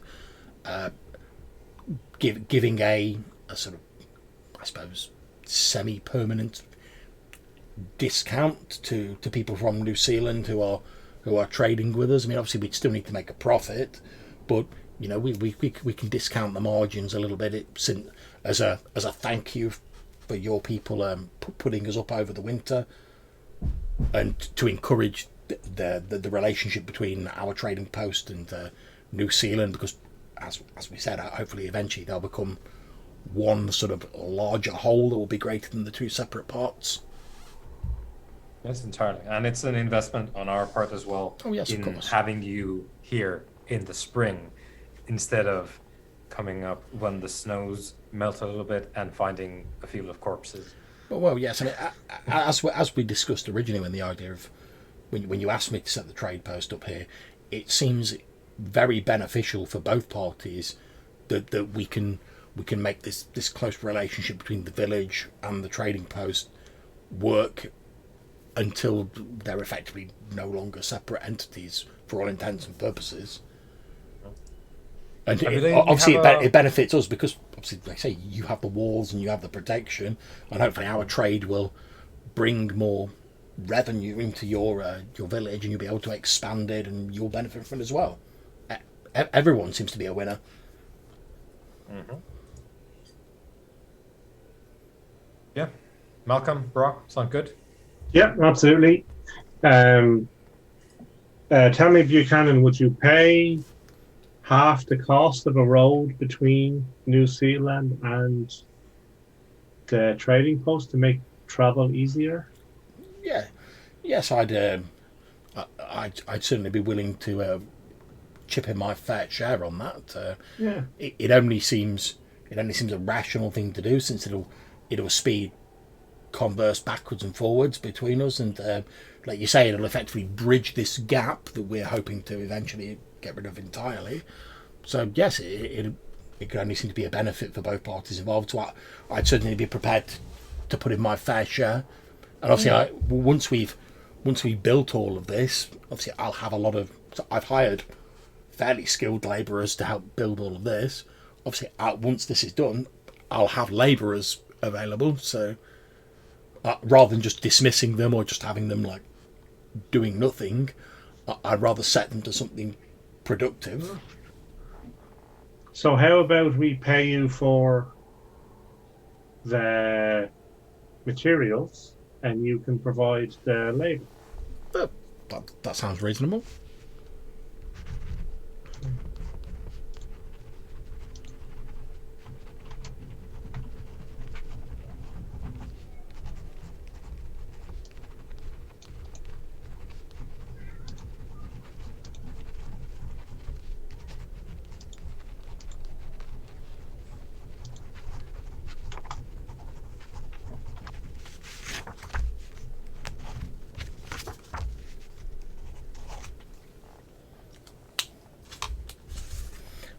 Was there anything else? I probably really should get back to supervising the building efforts. Like I said, we're a little bit under that hammer because the journey back was a little bit slower than I'd hoped, to be honest. I think that's all we have. It's very good to see you, and Well, likewise, and obviously you like shakes all of your hands. Now, correct me if I'm wrong. Has Buchanan actually met Brock? I don't think he has. Nah, I mean this is all. I think this is even before Brother Lomas's Yeah, I'm time. pretty sure it was. Yeah. So he sort of he moves, he shakes Malcolm's hand, he shakes Wymore's hand. Then as he sort of moves to you, Brock, he says, "Oh, I don't believe we met." He holds out his hand and he says, "Hercules Buchanan, merchant, Keystone originally, old friend of Mr. Harps and Mr. Lonegroves here." Yeah. Any friend of theirs? He says, sort of shaking your hand. Yeah, I'll shake my hand. Yes, Brock is my name. you're a local, aren't you? I've seen him. Ice Walker. Yes, I've been here since before the weather turned particularly bad, and we stayed throughout. He says yes. But back when I first arrived, and I was at the fort. There were a few of your people helping to defend the fort. Good fellows. Good strong fellows. Unfortunately, there's not many of us, and we are spread a little thin. Yeah. Well, it's a pleasure to meet you, Mr. Brock. Likewise, I'm sure we'll be, by the sounds of it, doing a lot more business in the future. Oh, indeed. That's certainly my hope. Well, anyway, I won't keep you any longer. It's good to see you all again and to meet you, of course, Mr. Brock.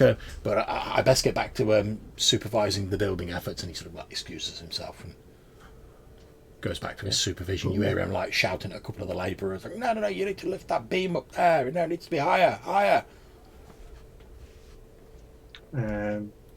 should we check out these messengers? Or do we want to see how Cotton has gotten on with our rash friend? Well, we could split up, I guess. Dun dun dun. The only thing I was thinking is maybe what information he's found might be useful to them if we wanted to relay that information. Well, I'll tell you what, since you guys, to give you guys a bit of time to think about it, since we're roughly halfway through, why don't we have a 5-minute convenience break, refresh your drinks, use the conveniences, etc. We'll come back, we'll have a little discussion, and then we'll jump on to what you guys want to do next. Cool, sounds good. Okay, back in 5. Right.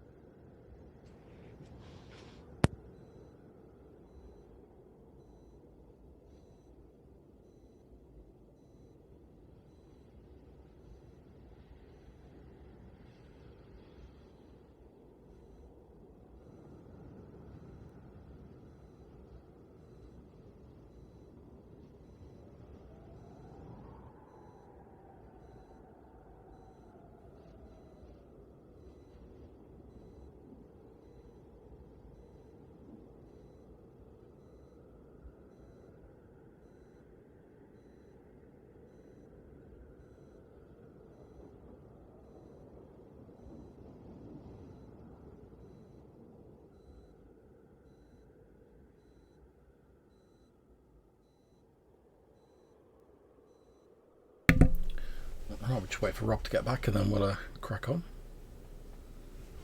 Oh. And obviously, don't forget, you guys still potentially have the treasure cache to investigate that you were talking about. Yeah, it's just whether that's the same focus or if things that have come up have taken over. Well, that's entirely down to you guys. I mean, obviously, the idea of having this sort of sandboxy style game is that you guys determine what you want to go and look at. Oh yeah, until this evening, obviously some of those other things hadn't. Yeah, well, yeah. Yeah, hadn't developed, so you have to do it as things come up, I guess. Importance. That's it. Yeah, it just depends what's important to you as a group, and obviously you go for what you think is important. Yeah.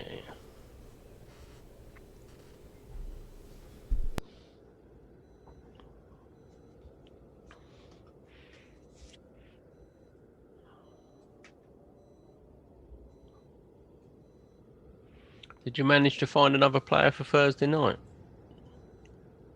At all? Or... Yeah. Oh, you did? Oh, that's good. I mean, I'd like to play, but I just can't wangle it, Yeah. really.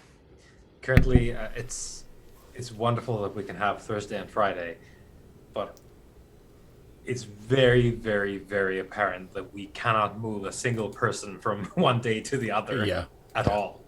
It's right. locked in, but we can have both days, but we're locked in. Well, that's, I mean, as you know, Johannes, we've been chatting about games recently, and I was like, oh yeah, I'd love to run like some World of Darkness, or like, I'd love to do some more stuff in like the Midlands as well, but we just like don't have the time or like the player base to like cram any additional games in. Don't have the power. That's it. Okay, right, we're all back in the room. So yeah, you've finished with Hercules Buchanan. Is there anything else you want to do in and around like the construction site of the trade post? No, I think we just want to see Cotton and then where we might have to go and whether they're both in the same direction or not. We'll take it from there. Just before we leave, does it look like they're doing a good job out of interest? Yeah, it looks like they're doing a pretty good job. It looks like, as he said, he's hired some skilled craftsmen to like work on it. I mean, obviously there's different levels of people. There are just like normal labourers there, which is like the fetching and carrying and stuff. But you see like at least a couple of people who are like obviously got some carpentry skill, and there's other people around who are obviously like more skilled craftsmen. But do I think they're winterproofing it suitably for the conditions that are about to hit them? In my experience. I mean, obviously you've got experience of the Valconan winters, like the deep Valconan winters, because we're in like the first month. This is this is nothing. It's going to get a lot worse from here out.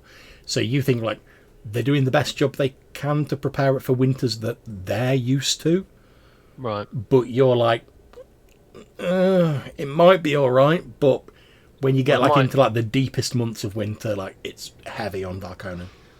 Well, before I leave, I might just give him a bit of advice on what he might come to expect when the heavy snowfall sort of sets in and stuff, with regards to how much weight it's going to be on the roof. And I won't know all the ins and outs, but I can sort of give him advice. Yeah, Buchanan will happily take your advice. Obviously, he knows you're a local, you're an ice walker, you guys are used to this terrain and these conditions. There's no reason to like doubt the advice that you're giving him, and he's certainly happy to take like any pointers. So he sort of nods and he says he'll make some revisions to his plans based on what you've told him. Yeah. But he thanks you for that. Okay. Yep. And happy to head back. Okay. So what's next on the agenda, guys? Cotton, I think, so that we can find out where these guys are and then make a decision on which to deal with. Okay, so you head over to Cotton, and just to sort of speed you through it a little bit, he basically tells you that they've like interrogated this bandit, and you find out that this bandit that you've captured was actually formerly like a criminal, like a prisoner at Fort Eastburn, and apparently recently there was, I suppose you'd call it like a jailbreak really, like where a lot of the prisoners sort of like teamed up and escaped. Now they didn't stick together as like a sort of single unit. They all sort of scattered and went their own way in like smaller little groups, fleeing into the forests and the hills and stuff like that to make them more difficult to track. Cotton says although the guy, he's pretty sure the guy he interrogated doesn't know the exact reason for like the breakout.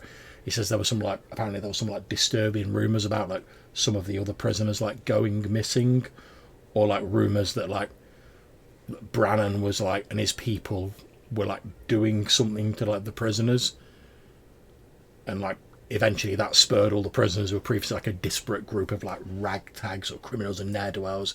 It sort of spurred them to like briefly sort of join together to stage this like jailbreak, going like, if we all break for it at the same time, they'll catch some of us, but there's no way they can catch all of us. And then if we scatter to all like different directions, there's no way they're going to have like enough people to like chase us all down. And obviously like a few of them have sort of like grouped together afterwards, and they're like, right, well, we've got no money, we don't really have anywhere to live, now we're outside the fortress. So a lot of them have just turned to like out and out banditry. And did he have any idea where his fellows were camping? He says they move around in the woods a lot because he says that they believe that probably Brannon's people are still probably looking for them, so they tend to move around a lot. He says, given how much time has passed now, that they've probably moved on from where they were previously. Okay.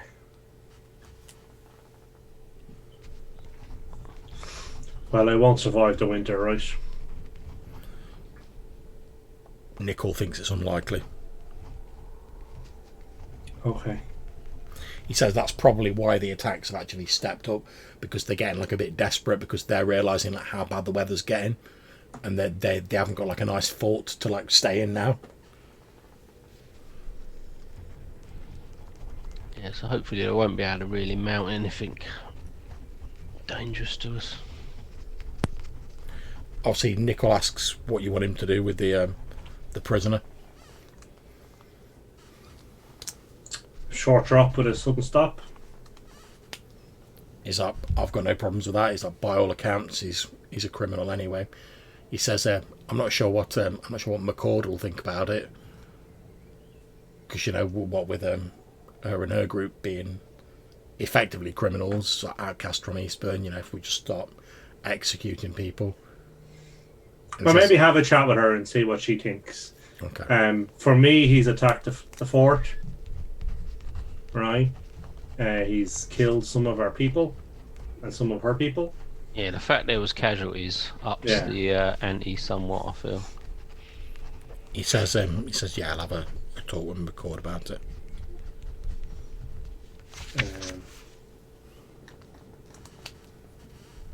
Cool. And also, let's not, bypass the fact that there's no law here. We are setting it out now. Mm. There's no criminals. There's no law-abiding citizens. Yeah, there's no like courts of justice or anything like that. No one is imposing anything on anyone. So we're operating on custom, right? So let's, if someone attacks New Zealand, they're, for all intents and purposes, criminal to us, and will be treated as such, I think. And I don't think anyone is going to have a lot of problems with that. But like we've established, let's talk about this. But let's make that very clear. There's no lord currently that is capable of establishing law here. Mm.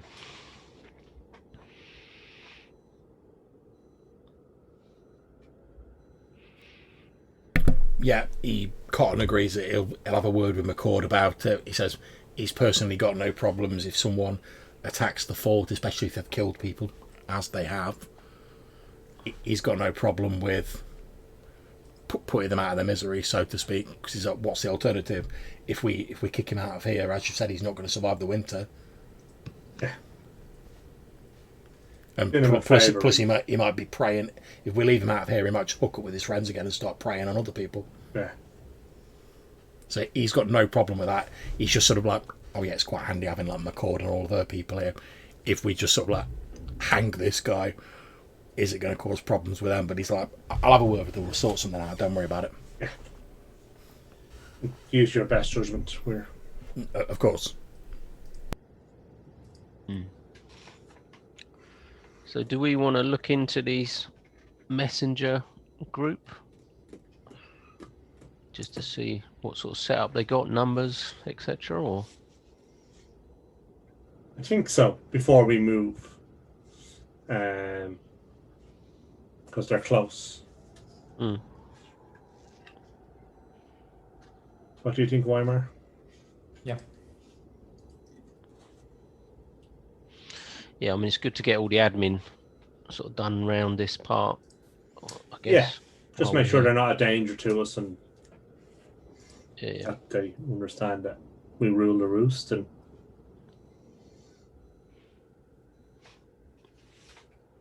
Yeah, so investigation then.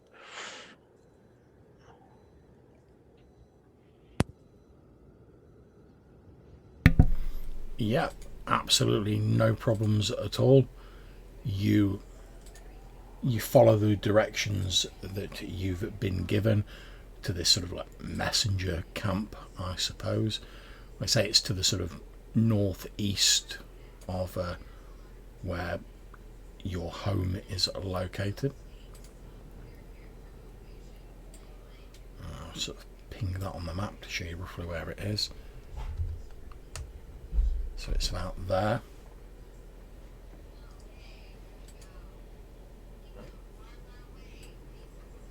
So you guys head over.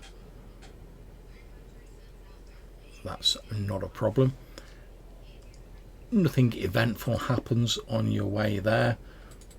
When you arrive, you see it's a very small sort of encampment, you know, like a few wooden buildings, nothing that particularly stands out. There's like a small stable, there's a few horses there, there's a few people sort of like milling around. What do you want to do? How do you approach? How do you go about it? Is there any signs of actual people there that we can see? Yeah, there's people like milling around, sort of caring for the horses, stuff like that. I mean, there's no sort of defences of any note. No, there's no like. It's like I say, it's literally a cluster of small wooden buildings. Yeah. And like a sort of a slightly larger stable building.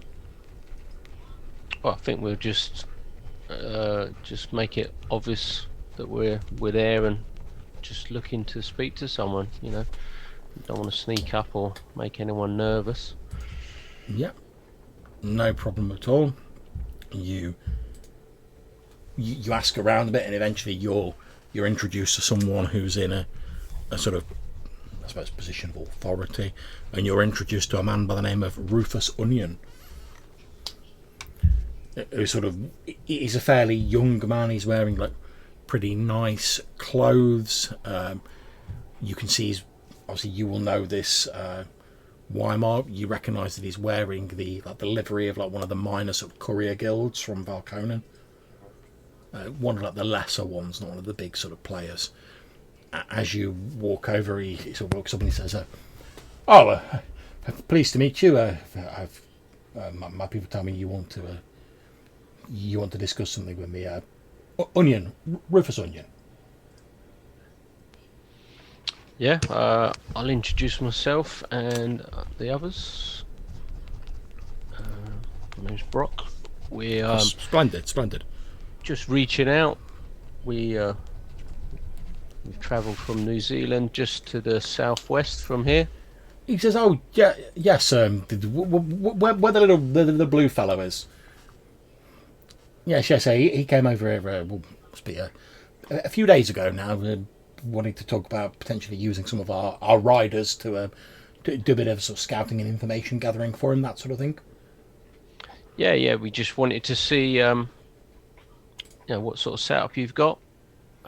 Well, I'm afraid it's a bit. It's a little bit makeshift and sort of bare bones at the minute, but we've sort of done the best we can with what we've got. Obviously, we're hoping to expand at some point in the future. But we had hoped that we'd be able to secure work and a good deal of business from the forts Eastburn and Kersey, but obviously I'm sure by now you've heard the rumours of what's going on at those. We're currently investigating whether we can maintain sort of business lines between the two forts, Eblis and Hawk, further to the north. But we've not been able to formalise any arrangements yet.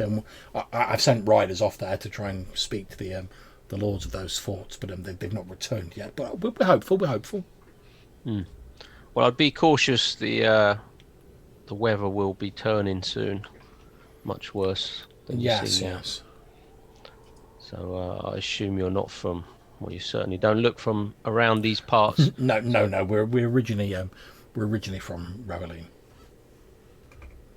Well, we extend a welcome from New Zealand, and should you need anything, you know where to find us. Oh, splendid! Thank you very much. Thank you very much.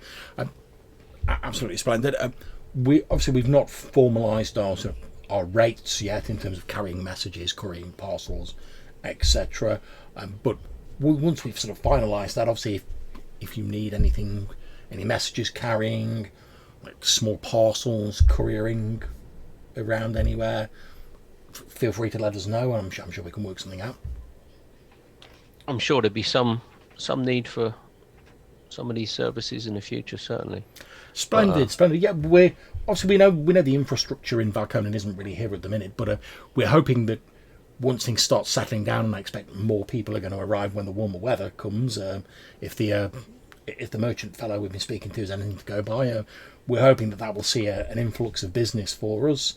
And as the merchant Buchanan was saying to us when we spoke to him, if we can sort of get in there on a ground level, as Valconan habitation expands, hopefully we can expand with it, and we'll be able to gain a boost of capital for our outlet, so to speak. Yeah, we will certainly be looking to grow New Zealand as well. So, splendid. To make contacts early, like you say. But, things will shut down for a while during the winter. So yes, fully prepared.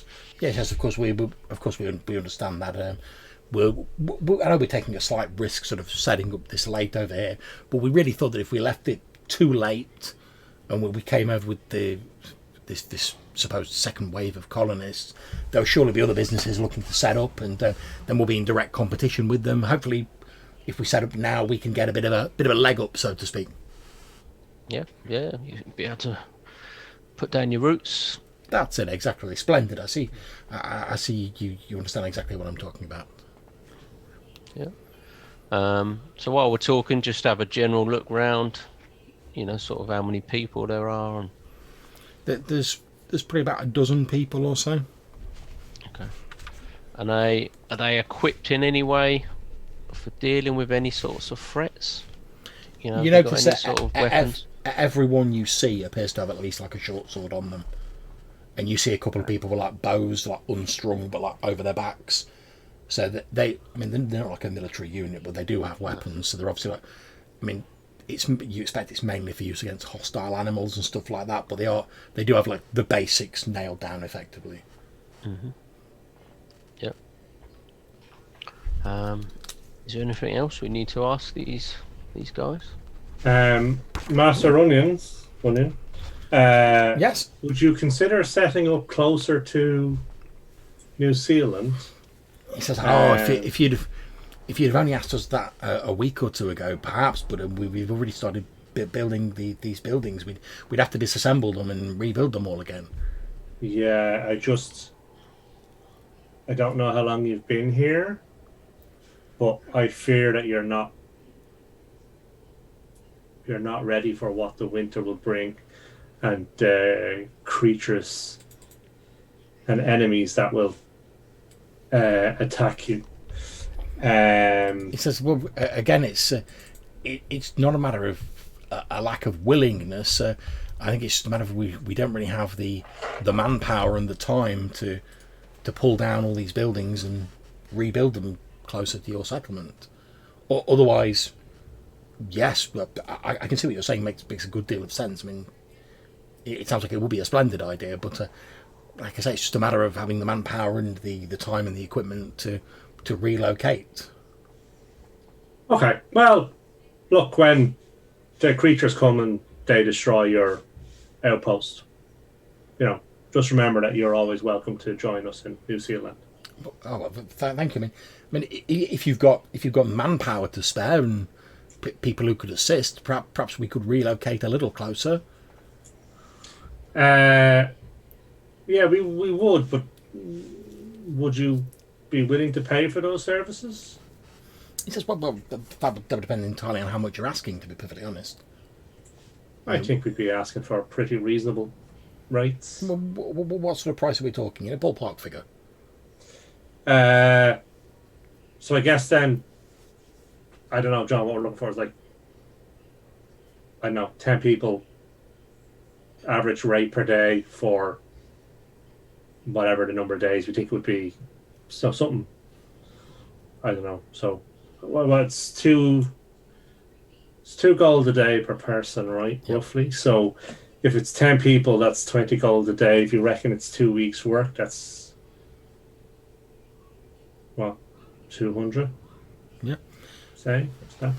Yeah. He said, well, make me a charisma check. Right. Malcolm Harp. What is your charisma like, Malcolm? Oh, I'll live with that. Oh, take that. That is a success. Okay. At which point he says, that all sounds quite reasonable. If I upped it to 300 gold pieces, would you be able to put more people on it? We could potentially get it done quicker. I think we would be able to spare 15 people, yeah. He says, done and done then. He goes into like his sort of chest, hands you like a pouch of 300 gold pieces. Brilliant. He says, just send your people up here. We'll obviously I'll get some of my people to chip in as well, and we've not got very deep foundations. These are only wooden buildings, so if you can send us that many people, we can relocate. How close were you envisioning that we'd be located to your town? I think within a mile or two on the east side. Say about here. So that the ships will be coming onto the pier. They'll be able to drop messages off to you. We'll be able to get our messages to you, and more importantly, you'll be within the safety net that we're creating, or for a mile or 2 miles around the village, to keep the creatures and monsters away. He said, yes, that sounds absolutely splendid. So he gives you the 300 gold pieces. He agrees that, you send the people over. He'll chip some of his people in. He says with that amount of people, it'll probably take about a week and a half to relocate everything. But he says he's certainly happy to do that, and it does make sense with the winter coming in. Consolidate things. So yeah. He agrees to that. He sort of signs on the dotted line. Cool.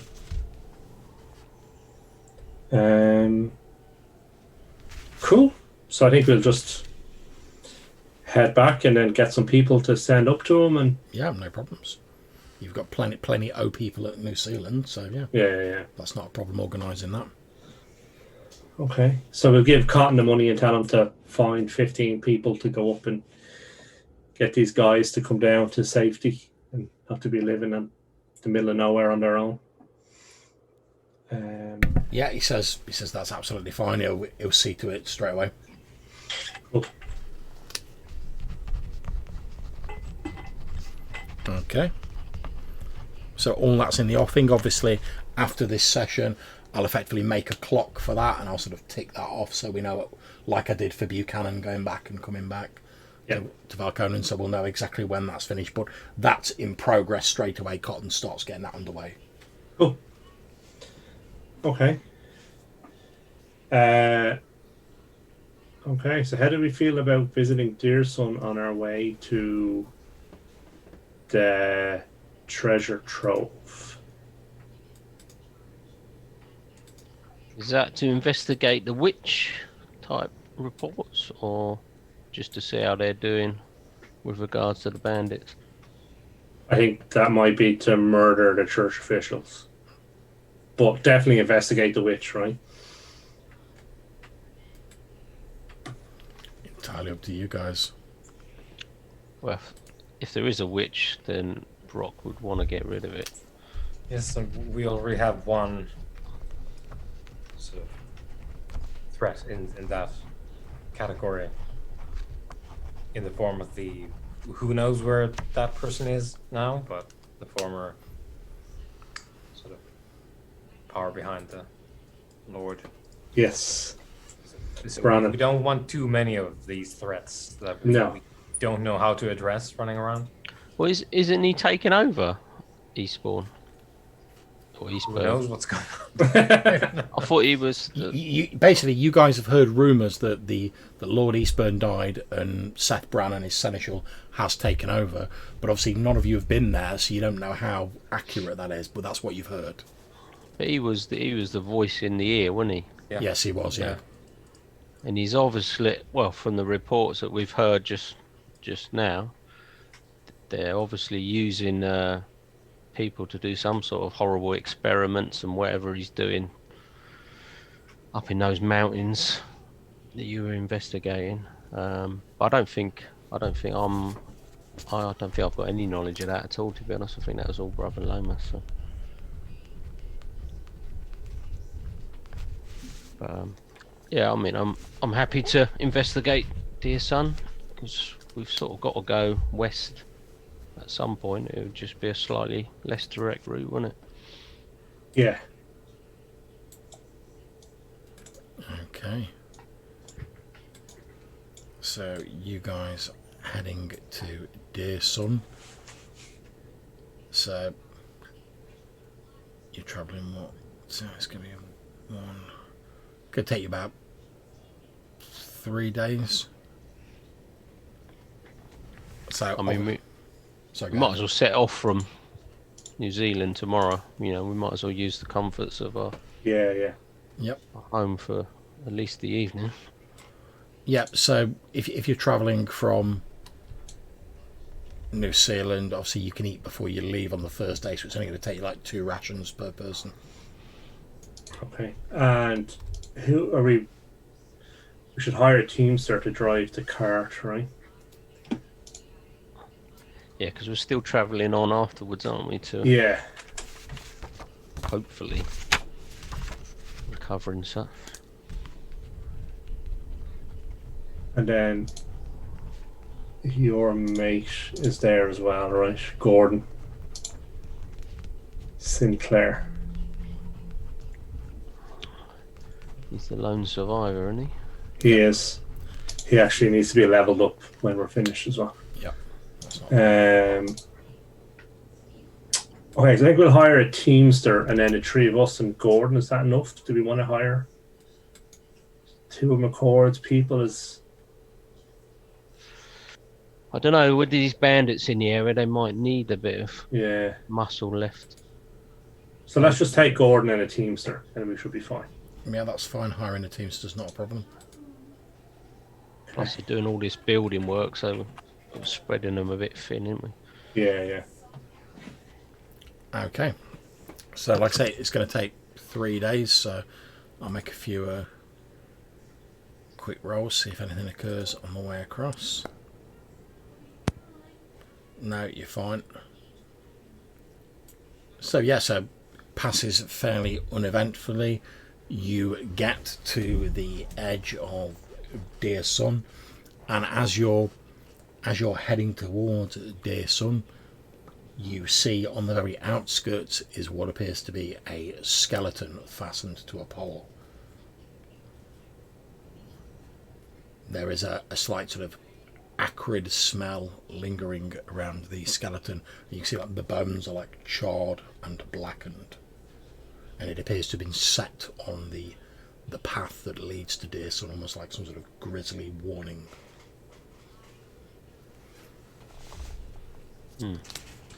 I see some witch hunter folks getting their heads cut off. That's if you think they're still there. No matter where they are.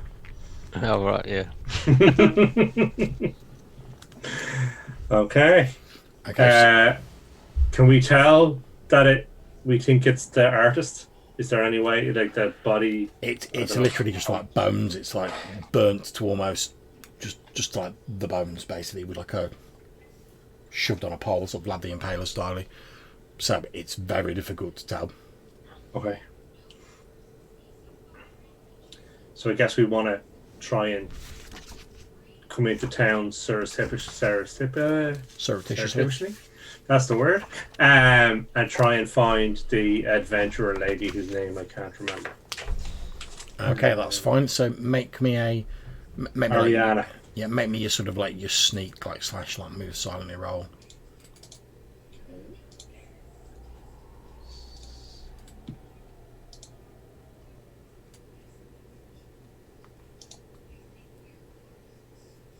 I think that's a fail, isn't it? Yes, fail. Okay, so you start making your way into the town, and on the outskirts you can see there is a robed figure, and you also see Ariana, the white-haired sort of female soldier, ex-leader of the Delvers of the Twin Knights, and she appears to be having like a very sort of like loud argument with this figure in the robes. Like she's like jabbing her finger at him, and there's obviously like very harsh words being banded between them. And as you get a bit nearer, you can sort of catch the gist of the conversation, and she's basically giving him a dressing down, saying, you know, there's no evidence of witchery in Dear Son. She thinks what they've done is disgraceful. If she had her way, it would be them on the pole. She thinks they should be like run out of town, and it's only because she's a good follower of like Leander that she's not like stepped in herself and like dealt with this matter. She's like, if she was a few years younger, she wouldn't be standing here having a conversation with him about this.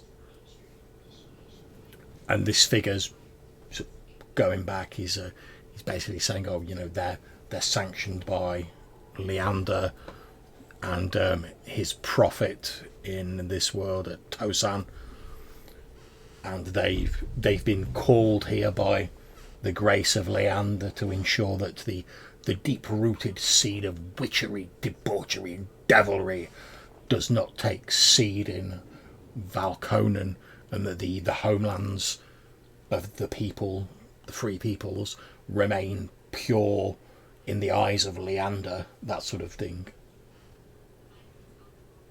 And they've not spied you yet because they're properly going at each other.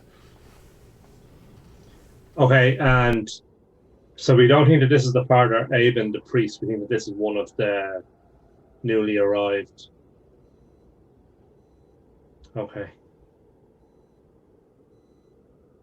What's he wearing? Is he like a priest, or is he like a knight or something? He's wearing sort of vestments that you would typically associate with a priest, almost like monks' robes sort of deal. One thing you do notice about them is the robes are white, although obviously they're a little bit dirty, you know, because they've been travelling across Valconan and stuff like that. You do notice that around the sort of trim of the hood and the actual sort of hem of the robe, there's like a deep crimson sort of like flame pattern embroidered in it.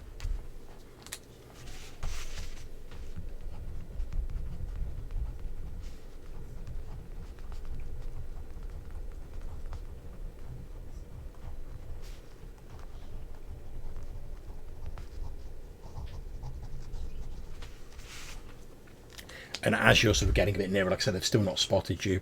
You hear the priest, as he may or may not be, says, but as she's like, oh, if I was a few years younger, I would deal with this and we would not be having a conversation. I would just be dealing with this. And when Ariana says that, you're under a little doubt what she means when she says dealing with you. And this priest goes back and he says, well, I would expect any good Leander-fearing people to thoroughly support our efforts to rout out this devilry and this witchery in this land where the air of ancient wickedness hangs heavy about it. And then he sort of like looks at her, and there's an obvious implied threat to what he says, but he's like, but perhaps the root of darkness runs deeper in this place than we had suspected. I would advise you to pray to Leander and not interfere with our holy work, lest the divine eye of the golden Leander turn upon yourself and lay bare your sins. And you can see like Ariana's getting like more and more wound up. Like every time he like speaks, she's looking like she's getting more ready to like smack him around the chops. You can see like, it's fit. You see it's like physically taking like an effort of will for her to like hold herself back from just being like. Yeah, I think Brock would be a similar sort of viewpoint of that, and I'll be looking at Weimar and Malcolm, waiting for the nod, basically, because he'll be getting slightly redder of face. So yeah, so I think disliking Leander as I do anyway, that Indeed. knowing that that's probably tricks the artist, I'm like, sort out. I want to just cut this guy down in the street. I'm like, we've already agreed that we are the law, right? I mean, we all heard what we wanted to hear, I guess. I think we all took something different away from that. Yeah, so I full on want to cut this guy down. That's fine. If out of context, nobody minds. Yeah, I mean, you don't have to just cut him in half straight away, but you definitely want to put a stop to what nonsense is going on. But I mean, they don't know you're there, so you can sort of act before they realise you're there. That's fine. Well, yeah, I'm just looking for the nod. Yeah. Okay, so that's a 22 to hit. Oh yeah, that's definitely it.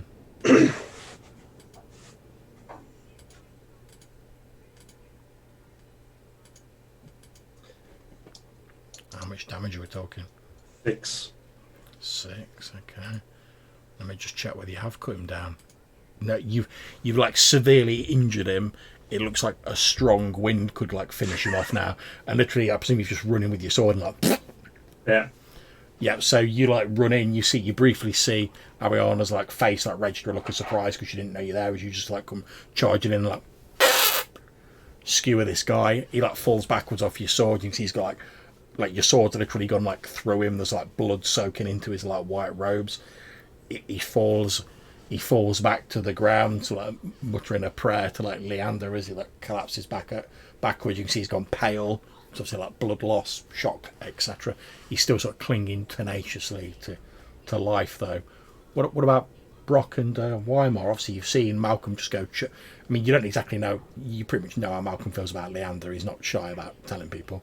You've just seen him go steaming in and like skewer this like priest who is now like lying on the ground like, oh, by the grace of Leander, like blood just like pissing out of his side. What you Probably guys would do? have followed him in. Yeah. So what's the immediate reaction on the scene here? Okay, so as you're charging, you can see this guy lying on the ground. Basically, you could like kick him in the side of the head and like finish him off now if you wanted to. To the point, if anyone wants to finish him off, I'm not going to ask you to make a roll because he's got like 1 hit point left, and he's like lying on the floor like bleeding profusely. Ariana's still just sort of like she's taken half a step back, her face a look of shock because she didn't know you were there. That's what you see when you come steaming in. You see this guy's just like holding his side with one hand and he's like holding up his other hand as though to like ward off like a second blow. I mean, I see the Ice Walkers of sort of a bit more down to earth, day to day. They live definitely. They're more pragmatic, certainly. Yeah, so I don't think they're heavily religious, but you can tell me otherwise if you think that they would be. So I'm fine to run with that. That's absolutely fine. Yeah. So I mean, I would just follow Malcolm in, and I'll just put a foot on his chest, like, and just pin him down. I know he ain't going anywhere, but okay.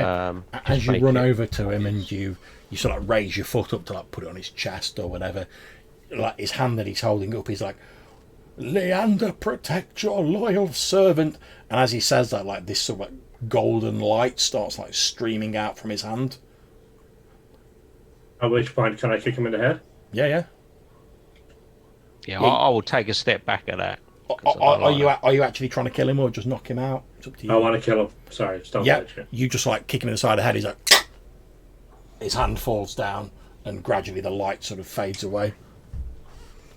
Okay, so I guess I'll turn to Ariana and try and get her to calm down. She looks to be pretty calm. She's pulled herself together pretty quickly. It wasn't like, oh my god, you've killed someone. It's more a case of like, oh, I didn't know you were there. Okay. Like she doesn't appear to be that upset by the fact you've just like off this guy. She just sort of like gives you like a nod. Okay. Was that Trix's body that we seen outside town? She says, no, it was Aben, the cleric. And so these golden Leander tossers burned Father Aben. Yes, How their leader. Look quickly, she says. But before anyone realizes what's going on, obviously his cries will have attracted attention. Quickly, my house is a short distance outside the village. Let's head there and we can talk in a bit more safety. Okay. And she like leads you away to like a small sort of like hut sort of cottage that's built just outside Dearson, like right on the very outskirts. She takes you inside there. It's comfortable, it's nice, but it's quite small. But you sort of cram in. There's basically a sort of like a central like little room where she obviously eats and does her thing, and then there's like a little bedroom attached to it. And she sort of sits you down, and they says it's a bit rough and ready, I'm afraid, but it's the best I can do. I've got to admit, I was quite surprised to see you fellows arriving on the scene. We had heard that Trix was in some trouble with some church officials. So we came as quickly as we could. He says, yes, she wasn't. There's some nonsense, and I'm not sure how much you've heard, but we laid by a good store of crops, supplies, dried meats, that sort of thing, to see us through the winter. And obviously we do regular checks on them, make sure none of it's been stolen or spoiled. One of the villagers went in there, it must be a month ago now, and found that fully at least half of the supplies had spoiled, which, given the cold weather, hardly seems likely, especially since they were fine a few days earlier. As is often the case with superstitious people, of course, the talk turned to witchery, and then someone said they'd seen a Trix lurking around the barn the day before. One thing led to another. You know how superstitious these peasants can be. Yep. And then with these people from Tosin, these priests arriving, they've stirred the whole matter up. They took charge of rooting out the witch. Their leader, a man named Campbell, he said the initial blame was to be laid at the foot of our previous priest Aben, because he'd allowed this evil malignance to take hold in Dearson, where it was his duty as a priest of Leander to root out this evil and make sure it didn't take hold in Dearson. While I couldn't really do anything for him, unfortunately, whilst they were dealing with him, I was able to get a Trix away from there.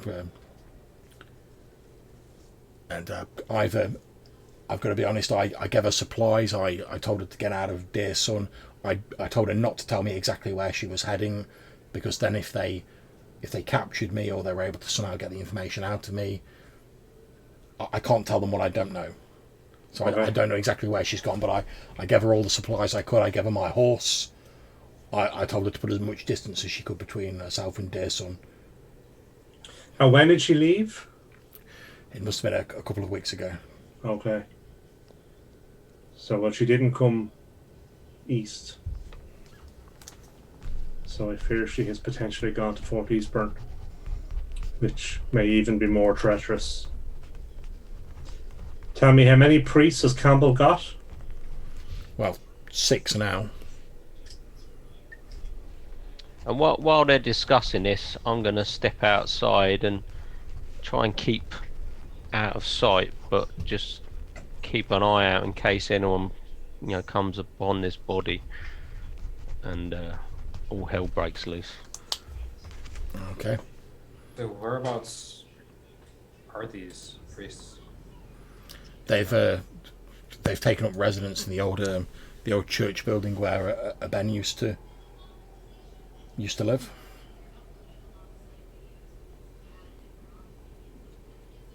6? Well, six plus their plus Campbell. Obviously there was 7, but he sort of jerks ahead in the direction of the door. Are they in the church itself, or are they in like a living building near it? I believe the church is a simple affair. It's just a single hall. I believe they've set that as their base of operations, and they're staying there at the moment. Single hall? Yes, it's just a single Single door? hall. Well, there's 2 doors, one at the back, one at the front. One for the priest to enter and leave, the other for the parishioners to enter and leave. Windows? Yeah, yes, there's well. Obviously, we don't have much in the way of glass over here, but there are a few sort of narrow windows. I mean, not that you'd be able to fit a person through them, just enough to let light in, really. Are you thinking what I'm thinking? If we have enough hands and some hay.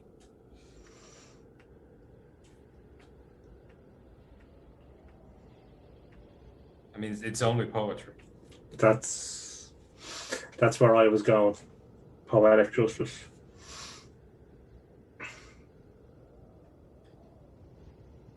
So how popular are these people in general, would you say? Well, I don't know that I'd say they were popular. They're certainly feared by the villagers. I mean, it's obviously most people in Dearson follow Leander as we all do, but it's difficult to rouse people against someone if they sincerely believe that this person holds the fate of their soul in their hands, if you know what I mean. But I would say they're more scared of them than friendly with them. I think most people are hoping if they just sort of keep their heads down and keep doing what they're doing, eventually they'll move on. So if we got some oil and some hay and barred both doors. I was thinking if there's a couple people who would be interested in demonstrating their displeasure, we could do with extra hands to take care of the windows and bar the doors. The windows aren't big enough to escape from, though. So really it is only the 2 doors that we need to worry about. That's correct.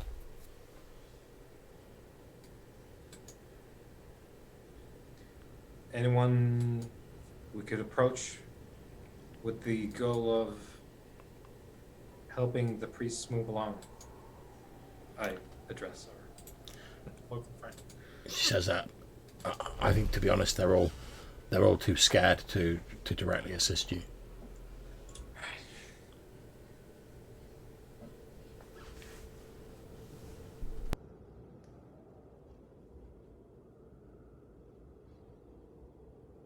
It's gonna have to be nice if we do it.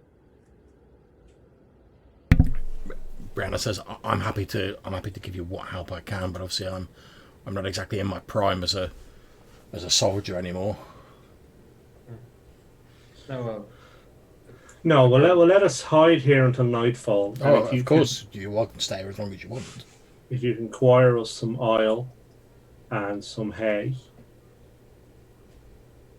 She says, "Yes, I'm sure I can do that. I haven't told anyone that I've got rid of my horse for obvious reasons. So me buying hay shouldn't seem anything unusual. Obviously, I do need oil to light my cottage, so I can easily pass it off as I'm just trying to lay in supplies for the winter. That shouldn't be a problem." Yeah. so Brock, what about this body, let's though? put the body away. Yeah. Okay, and obviously Brock's outside, sort of keeping an eye on the body from a discreet distance. I just have a cheeky roll of a d6. Okay, so because you're a little bit on the edge of the village, Brock, no one seems to have wandered past yet. So no one's come across the body yet. Yeah, I'll give a long, plenty of warning if they get anywhere near the chance. I'm looking for anyone that might get anywhere near it, and then I'll be trying to hurry the others up with their conversation if that comes. So I guess we'll come out then, and knowing we want to wait for nightfall, we're going to have to try and move the body and hide it. So I guess we're just going to saunter down to it and I mean, put it in the wagon and cover it up. And it's snow, isn't it, at the moment? yeah. Yeah. So it should be fairly straightforward to cover it up once we've removed the actual body. Okay, so whilst you're moving the body in the evening, I'm going to make one more roll to see if anyone comes across you while you're doing it.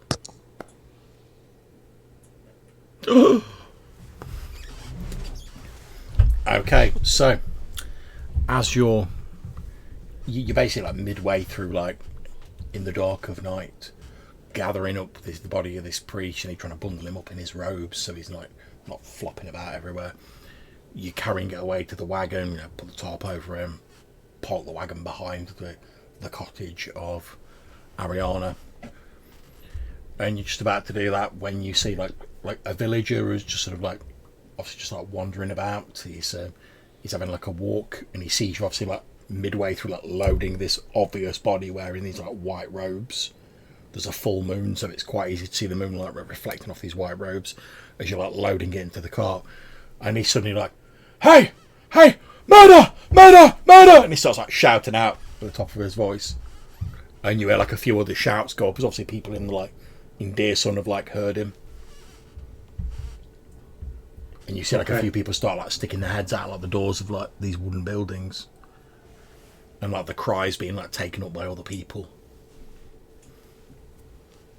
How late, John, is it? It's probably about 10 in the evening. So it's proper dark then because it's winter, right? It's dark. Okay.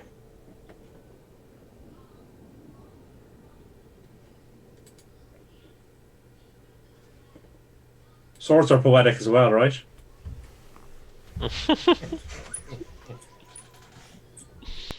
Bows, daggers. Well, the problem is now that You got the whole village involved now. We're gonna Potentially. need to go. Has a guy run off, has he? Or Yeah, he's basically like run off like shrieking into the village. Yeah, we could always hide and come back in 4 hours' time when they're still back to sleep. It's true. yeah, it just depends what's going to happen. Because if you bring, so we were putting them on the wagon. So if we take the wagon out, like for like 30 minutes outside of town, we can see if the priests come after us. I was going to say that's the other thing. They might actually follow us. Yeah. Or go And if they looking do, for we it. can deal with them. And if they don't, we can come back and deal with them. Well, let's head out then at a slow pace. Yeah. See if anyone gives chase. Okay, that is absolutely fine. So you start heading out, and you do indeed eventually see one of these priests, similarly dressed to the one that you killed, sort of like heading towards you. He's leading like a disorganized like rabble of villagers. Some of them are like holding like pitchforks, and some of them have got torches. Standard like village mob, as much beloved in like many a horror movie. And this priest, again wearing similar robes, white flame patterns on the edges, sort of walks out. And as he's sort of walking out, you can hear him like shouting. You don't really catch what he's saying, but as he gets nearer, you can hear him being like, "See, it is as our leader told you. The devil's influence is at work in this village. We must cast it out, so that those who are pure and follow the ways of Leander and his prophet in this world will be safe and free to enjoy this world, entirely free of the besmirchment of diabolism." At which point I'd like to shoot. Yeah, that's absolutely fine. He's not a difficult target. He's shouting his tits off and he's holding his hand up in the air.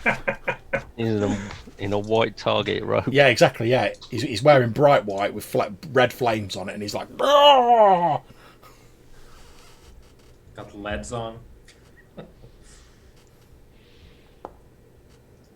So that's 13 for 2 points of damage. Okay, so that does indeed hit him, and it hits him in the shoulder. You hear like a little grunt of pain as like the arrow goes into him. Obviously, they're sort of encroaching on you guys, so they've seen you, but they weren't expecting you to like spring into an attack. So obviously, Weimar, Brock, if you want to do anything at this point before they react, you can do.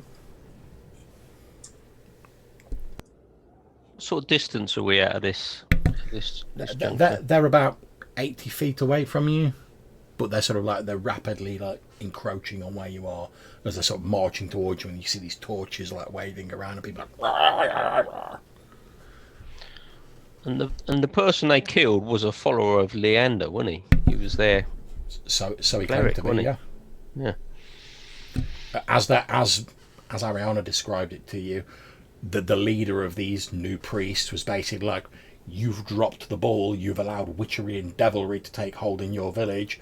You're responsible. You're responsible, so we're going to make an example of you to show what happens for like priests who aren't sufficiently pure in the eyes of Leander.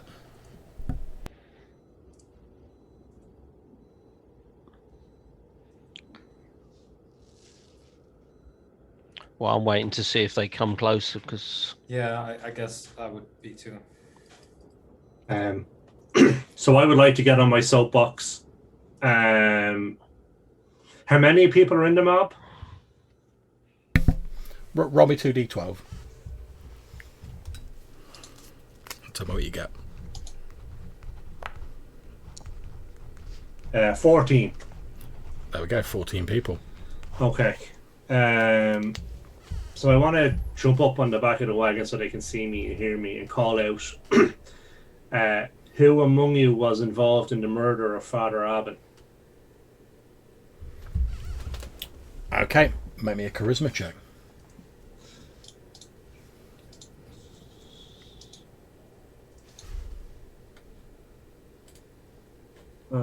Fail.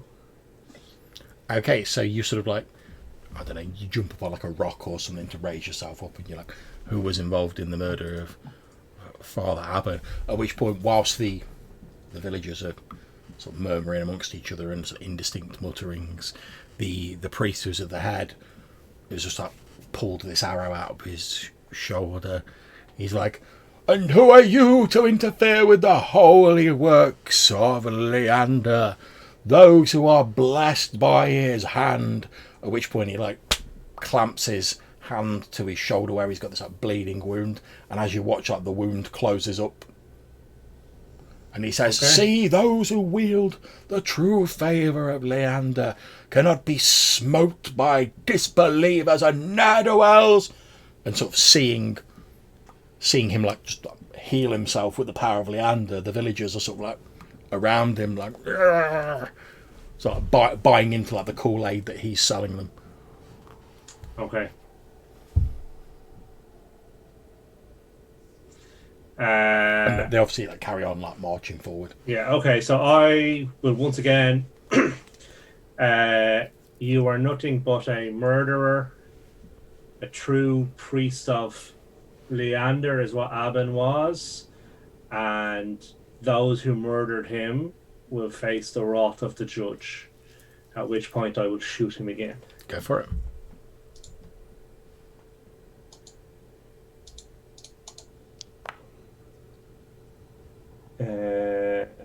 Okay, that looks better. So 6 points of damage this time. Yep, not a problem. Again, you hit him, another arrow thuds into him, and he lets out like a little cry of pain this time. It's like your arrows hit somewhere like deeper into him, but it has not killed him. Okay. Okay, Weimar and Brock. Shooting as well. Yep. Are you whooping out the old black powder or? This is the longbow. I presume they're still some distance away. Yeah, they're probably about sort of like 60 foot away now. Yeah, longbow. Oh, nice. Okay, yep. The second arrow like thuds into his chest, and as he falls to the ground, obviously dying, he's like, Leander will welcome me into his halls. And he falls to the ground and rapidly expires.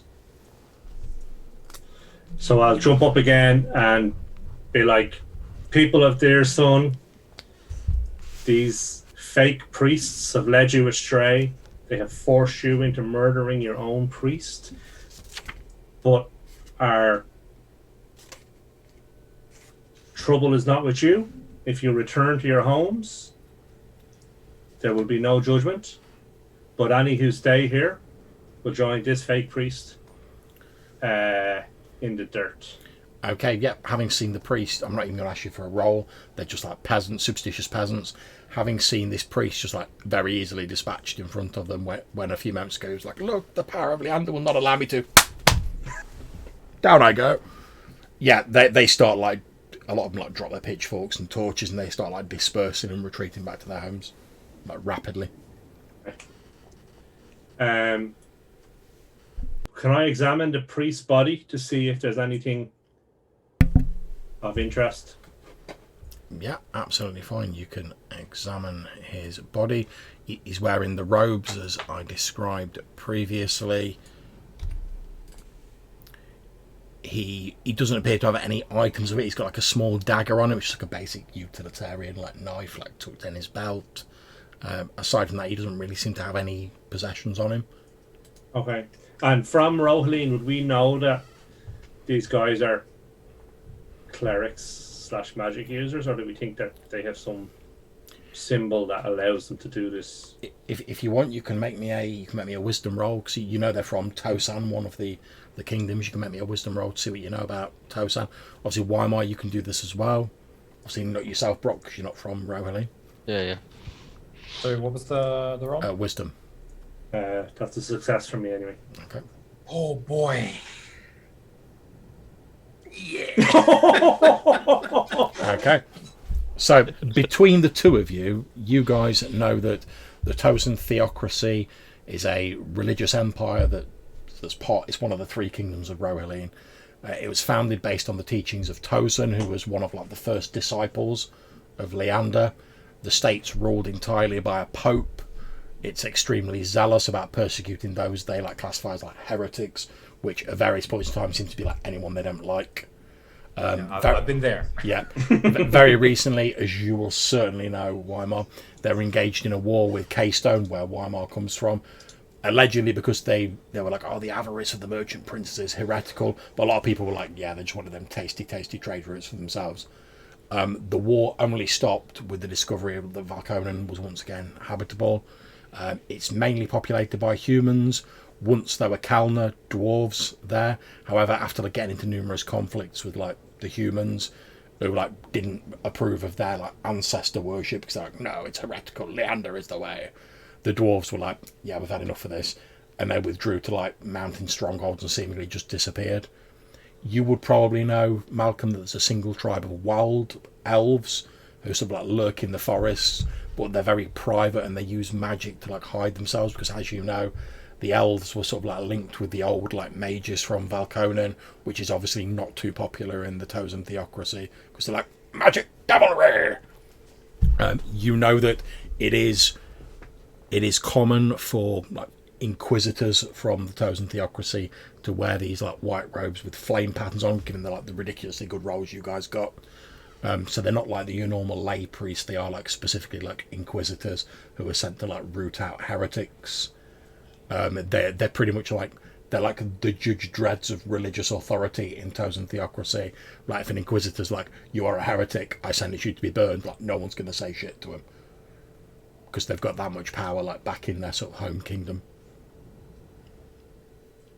And you know that not here. You know that reputedly they are capable of performing like miracles, as they call them, in the name of Leander, and obviously Tosan, who's like their sort of like prophet figure. They follow Tosan, through him is the path to Leander, that sort of thing. Okay. But yeah, certainly within their homeland, they are like one of the legitimate like religious authorities. Okay. So we dump these two bodies on the side of the road and head back to town and have a barbecue. Well, Okay. the party started, didn't it? So There. That is absolutely fine. So you head back to the town of Deersun, or the village of Deersun. Most people, given what happened earlier, are like staying well indoors. It's probably about 11 by the time this is sort of all going on. You were shown where the sort of long house that is used as a church was previously, so you have no problem locating that. It's pretty much as Ariana described, this long sort of wooden long house with a door at the front, a door at the back, some very like narrow like slits almost just to let light in. They're not really windows as such. It's pretty unremarkable. There's like the symbol of like a wooden symbol of Leander hanging up over the front door. Okay. Is there anyone guarding it or any? There are a couple of these priests on the outside, so like stood by the door. Okay, they stood by both doors or just the front door? Obviously, you've approached like from the front, so you don't know if there's any on the back, but you've seen there's a couple on the front. So, is there a way we can work our way around to the back? Yeah, there's plenty of room, so you work your way round to the back, and you can see there are a couple of these priests on the back door as well. Okay. 2 on the front, 2 on the back, which means there's probably 3 left inside. Well, you know, originally there was 7 of them. You've killed 2, so if there's 2 on the front door, 2 on the back door, that potentially means there's 1 and their leader inside. Okay.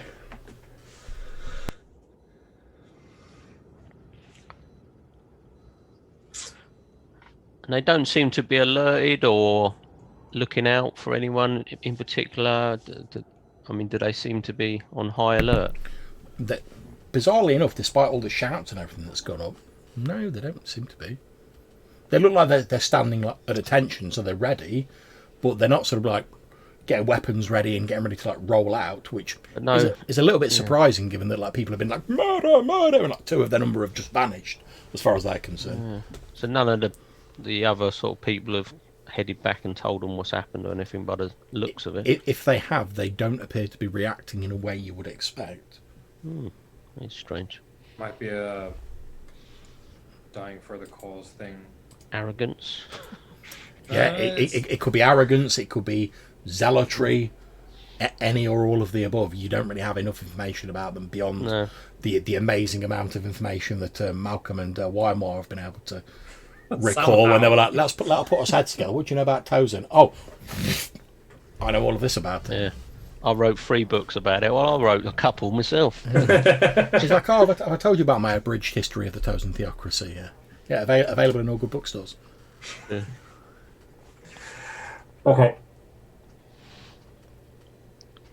So I'm taking Molotov cocktail on the 2 at the back. So are we thinking we put a fire in the back? The front pair is going to move in or around, and then we go in and get the middle people, or how do we? Yeah. That. Would do you think now that like 4 of the guys are outside the building, do you think destroying the building is almost necessary, or actually diversion mostly? Like, okay. If we set a fire in the back, they wouldn't. They've got the doors now. We lost the element of surprise, so there's that. But it could be a diversion if that's what we want to try. Because I was thinking, if you attack either the front or the back, if there's only 2 of them, you know, if they go to plan, you know, you'd be able to. Yeah, but I wonder if Weimar isn't right if we throw something at them and try and set them on fire and panic them at the back. The 2 at the front will come around, and that would allow whoever didn't throw it to go in the front door and take care of the leader. Oh, right, okay.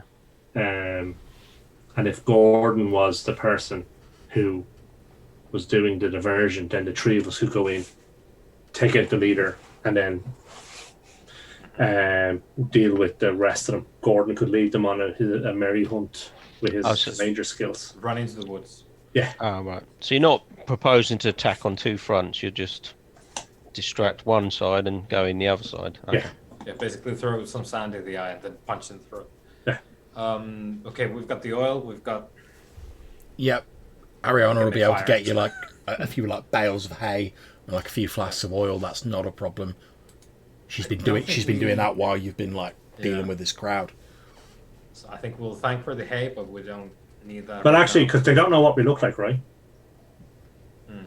Not yet. So we could bring up 2 barrels of hay covered in oil and just drop them nearby as if we were normal labourers, right? Then Gordon can do his fire arrow into it. It blows up. Those 2 guys are potentially injured or not and screaming a lot. 2 guys at the front come around and we all go in the front. Okay, so, John, that's the plan. Okay, no problems. So you head up. You're planning on what, putting the hay up against the front door? Is that right? So I think the back door. So like or like a little cart with hay on it. The hay is covered in oil. Yep. We push it to the back door. We kind of Now, obviously, you know, there's like 2 guys near the door. So as you approach, they sort of you see them like looking over at you.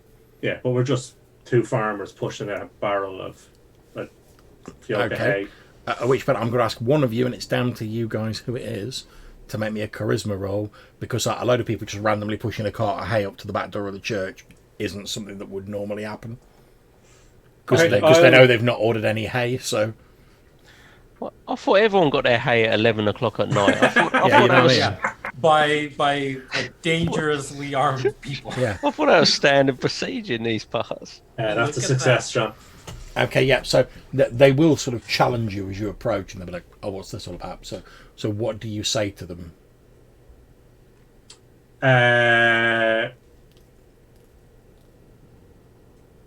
Sorry, give me a second. Yeah, no problems. You just need to keep... It needs to be like a vague sort of idea, because we know you passed the charisma check, so... So I guess there's some sort of porch there or something, right? Yeah, there's like a... So we're like, we just want to leave this here under the porch because it's going to rain. We don't want the hay to get wet. Because it's to feed the horses, blah, blah, blah. It's the food for the winter.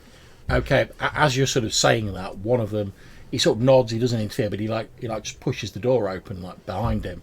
And as he does that, you hear a voice, like quite a cruel sounding voice from inside saying, why don't we just drop this pretense and you can come in and we can discuss this like civilized people? Is this crude attempt at deception entirely necessary? Well, why don't you come out?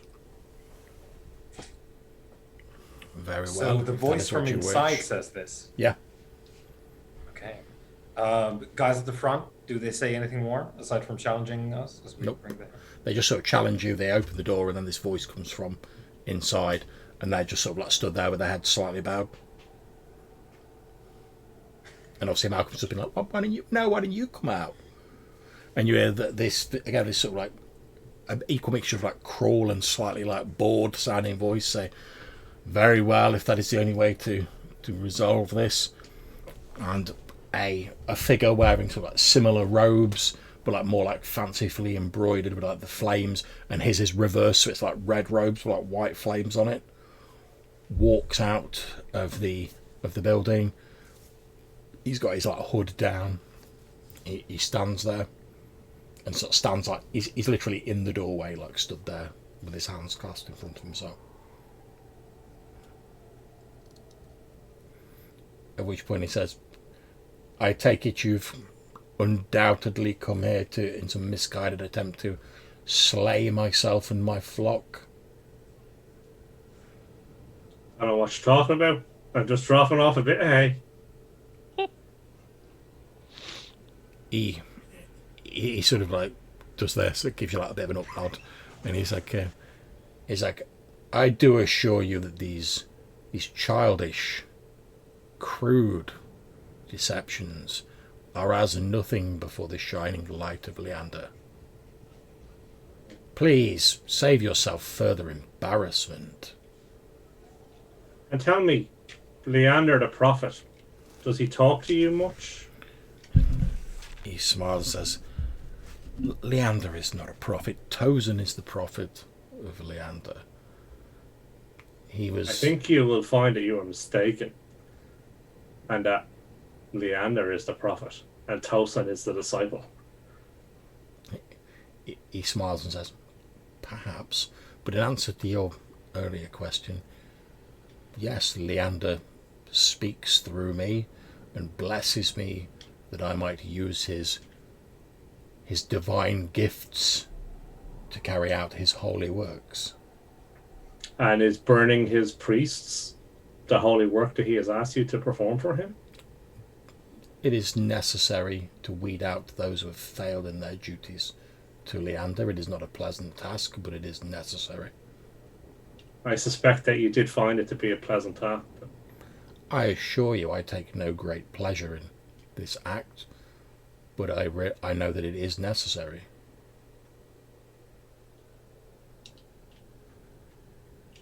So what are we to do now?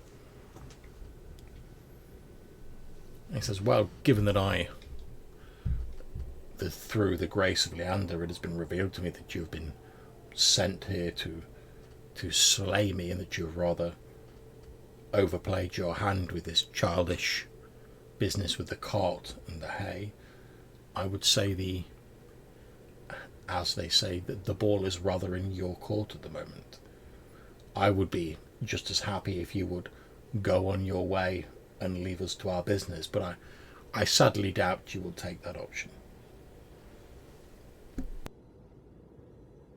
It is not in my nature to walk away from bullies. Now, what is the...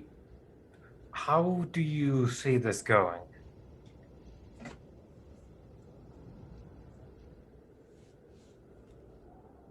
You've got people here bowing heads in prayer. We've got blades. How does this play out? Do not think we are unarmed. We have the might of Leander himself on our side. No doubt. And we will defend ourselves if needs be, but we are not carrying out our holy duties at the moment until you engage in a quarrel with the rightful appointed members of the Church of Leander. We have no particular quarrel with you. As I have said, I would just as rather you go on your way and leave us to our holy work. But I somehow doubt that will be the case. Again, you stand here without a weapon to hand. I'm struggling to follow your... I understand that Leander is with you. What bargaining chip do you think you have, Father? Again, you make the wrongful assumption that we are not protected by Leander, which when he raises his hand like that. And can you make me a save versus spells, please, one more? Probably not. We'll try. Where's the... No. Don't. Magic, was it?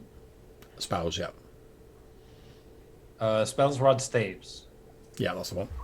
Yeah. This is gonna be good.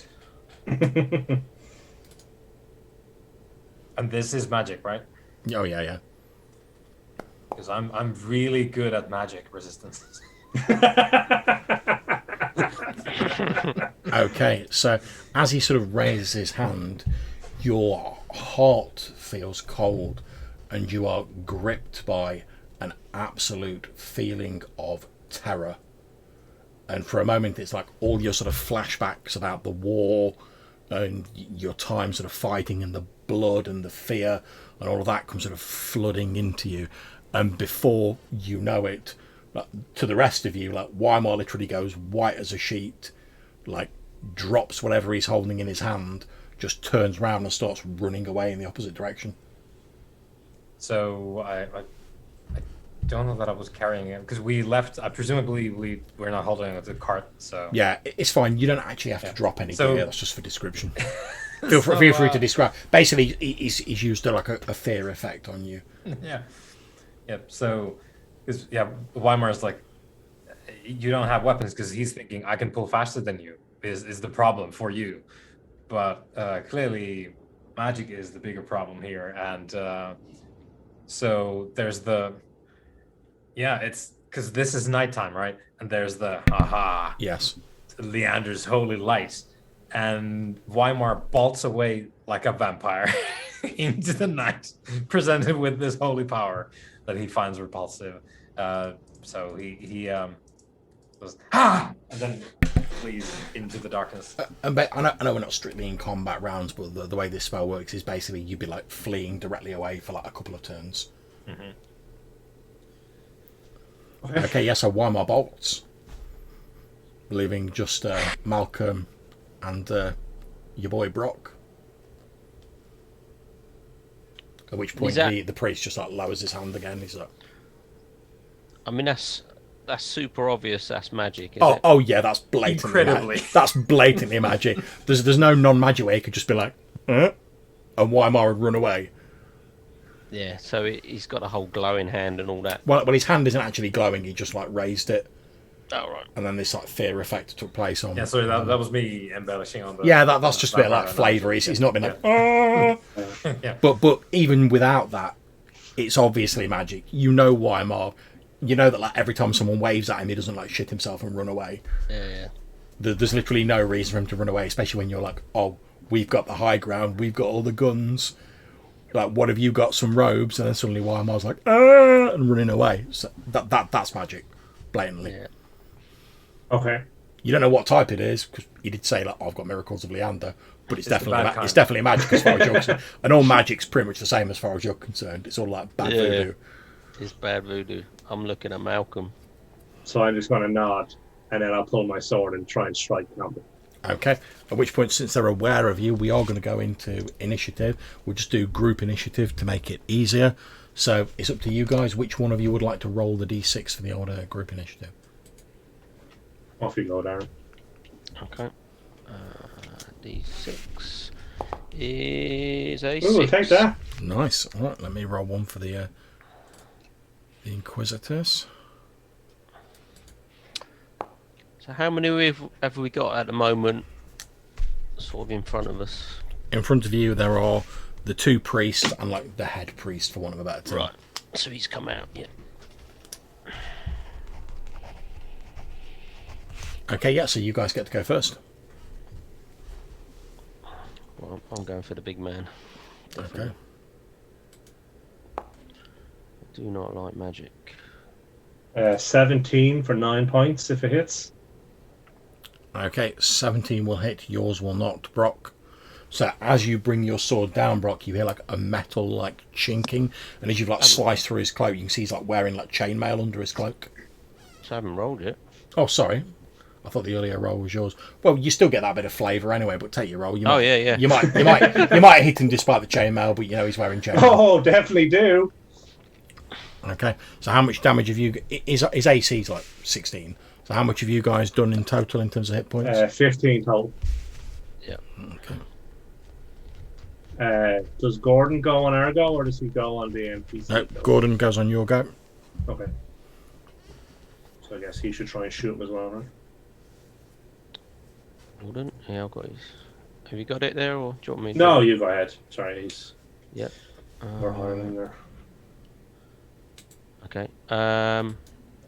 So is he going to try and shoot? Is that into combat, though, isn't it? It would normally be, but we're keeping it fairly loose, so I'm not going to penalise you in this sort of circumstance. Okay. Okay. There we go. I think that's probably a miss. Oh yeah. Yep. So his arrow like falls a bit short. So we'll move on to the. Obviously, that's the first sort of like turn of Weimar running away. So we'll go to the NPCs. Right. The first one of each of the like the normal priests are going to attack you guys. So Yep. Let me just bring up their stats. Okay. So here we go. Let's have a couple of attack rolls from them. As they're sort of like basically pulling out these knives from the robes and they're like going at it.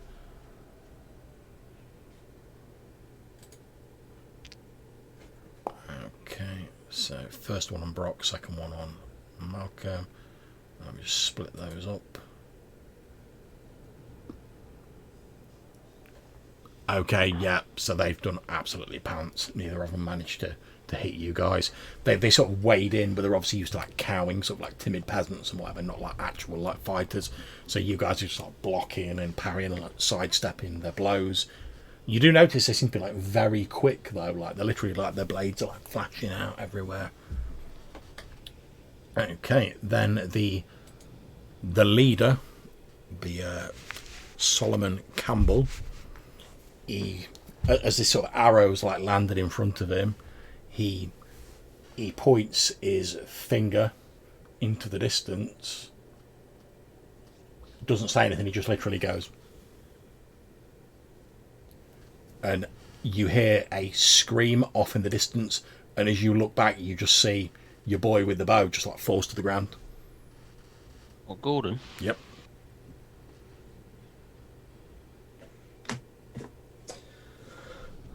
Okay.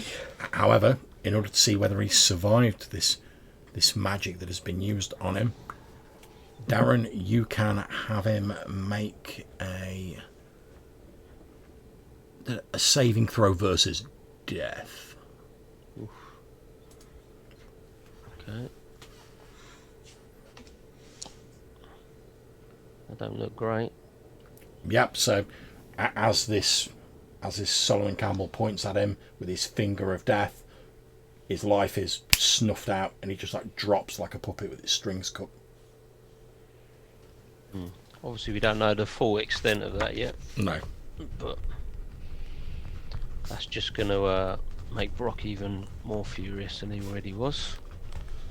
Okay. Whilst this is going on, the other priests, the other three, the two from around the door and the one who was inside with Campbell, are basically like moving up to. They're using their move to like get in position for next turn. However, before they get a chance to do that, obviously it's back over to you guys. Okay.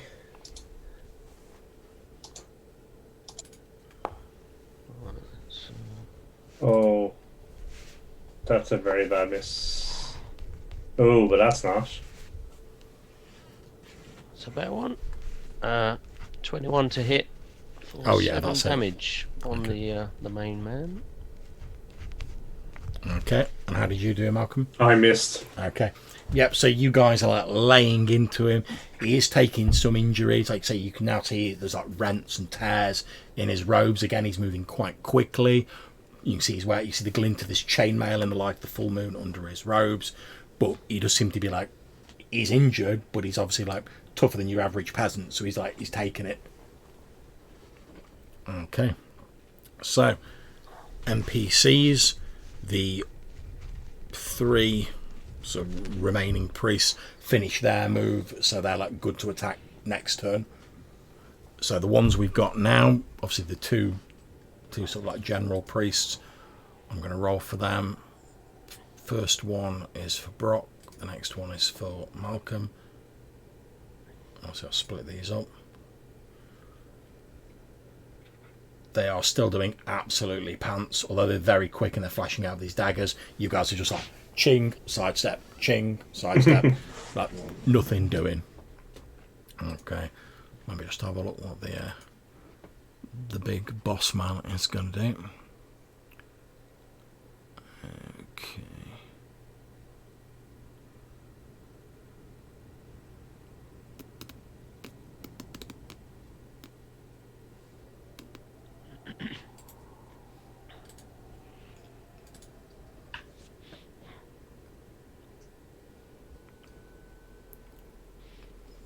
Okay, so again he throws out his hand towards one of you. I'm going to make because you're both attacking him so equally. I'm going to make a d6 roll. 1 to 3 it's Brock, otherwise it's Malcolm. Okay, so it's Brock. Yep. As he points it, as he calls upon Leander to strike down these unbelievers. He throws his hand out towards you. Can you please make me a saving throw versus spells? Oh, yes. That's high. No, I don't think so. Nope. Okay, So so close. he throws out hands towards you, and as he does so, he then sort of like clenches his fist and pulls it back in. And as he does this, your stomach suddenly like lurches, and you pretty much like vomit all down yourself, and you start feeling distinctly unwell. Okay. Fail sorcery. What effect does that actually... Okay, currently you are on a -2 to attack rolls. Okay. And as time progresses, you will be like starting to feel more and more ill. Basically, like Okay. you know when you get the flu in real life, it feels like that, but like sped up to the nth degree. Yeah, yeah. So you go from like, oh, I've got a bit of a sniffle to like, oh, I feel like I'm about to like throw my ring piece up, Yep. Okay. and you can almost feel this like evil magic like sapping your strength away. Like your arms are getting like weaker, like your sword's becoming heavier. Okay, so is that back over to us? It is indeed. And next turn, Weimar, you'll be able to start like coming back in. Right, I'll do -2. Ooh, take that. Boom. We will take that. 8 points of damage. -2. Okay, yeah, he's starting to look distinctly unhealthy. Ugh. No. Okay, yeah, so Malcolm jumps in with the sword of respect and like stabbing out and then like a couple of quick stabs through his chainmail, finding out the weak points under the armpit and stuff like that. You see Malcolm as you sort of glance to Brock, who's like gone pale and like a greenish tinge to his skin.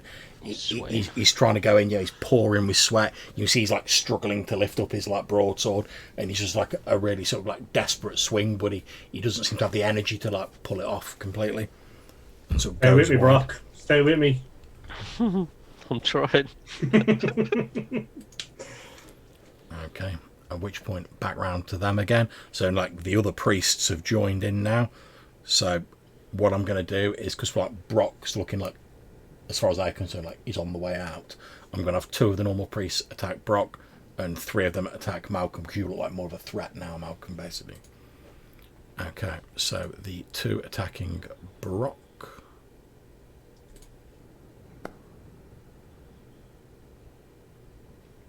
Are absolutely pants. Even though you're like sick and like coughing, you've still got enough strength that you're like sort of swinging your sword and parrying their blows as these daggers come at you. And then the 3 against Malcolm. Let's see what they can do.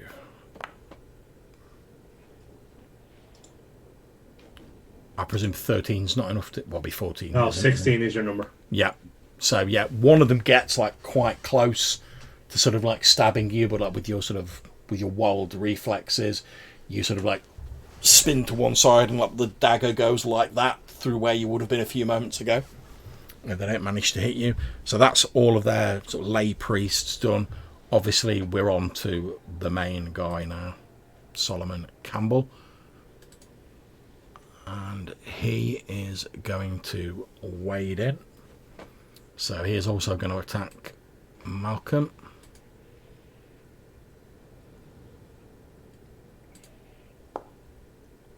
And this will be +4. So 18. 18 hits, yeah. So he has hit. So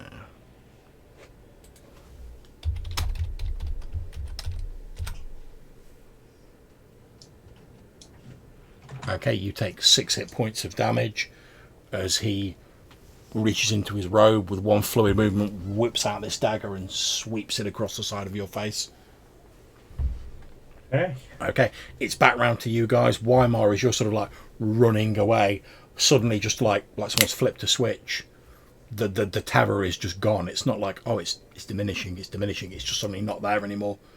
And you like even as it's leaving, you're like slowing down, so like not really able to remember like why you were running away. You just know that you were like absolutely terrified of something. So I presume I was taking like double moves away. Yeah. So I'll do a regular one back and longbow out. Yep, If go I for can it. see anyone, that is. Yep, they're all sort of like milling around, but like I say, we're not doing like a strict sort of combat thing, so I'm not going to penalise you for firing into combat at this point. Right. You can see there's like 5 of these like lay priests milling around. They appear to be uninjured. You can see this this Solomon Campbell, like this head inquisitor. He's quite injured, but he's still fighting against Malcolm. You see this dagger flashing. Malcolm's like parrying it with his sword. He takes a bit of a slice to the face. You can see Brock looks like really bad. He's got a sort of gaunt, like greenish, like pallor to his face. He's sweating, despite the cold weather. Yeah. If for these reasons, as well as just personal ones, having just been ensorcelled by Solomon, it's gonna be him.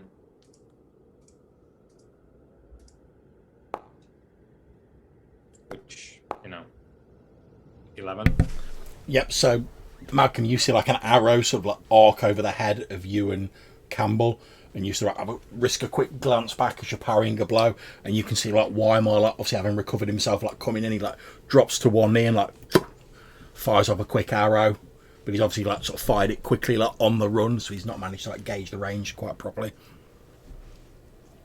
Okay. So I will heal myself for Okay. 1 point with the ring, and then I will attack. Okay, you attempt to heal yourself with the ring, it doesn't do anything. Ooh, okay. That's irritating. Okay, and I will strike him down. Like.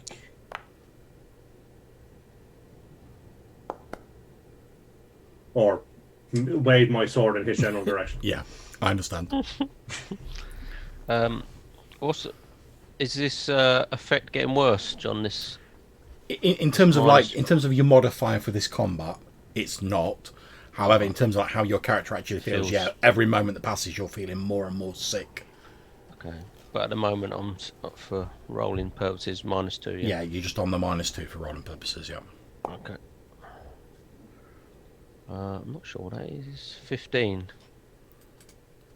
Okay, that is not enough. Okay. One short. Oh, that's a shame. That's a big hit as well. Okay, so yeah, again you swing, but your strength is really starting to ebb now, and you your vision is getting a bit blurry around the edges. You're struggling to like see exactly where everyone is, because obviously everyone's like thrashing around and stabbing at each other, and you're sort of like trying to keep it together as much as you can. And obviously you're starting to feel really cold now because you're pouring with sweat, and it's winter. Okay, so we move on to them again. So I'm going to have, again, 2 on Brock.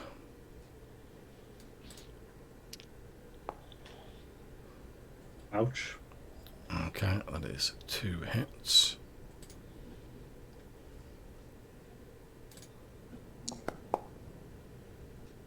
Okay, you take 12 hit points of damage as 2 of these priests stab into you with their daggers.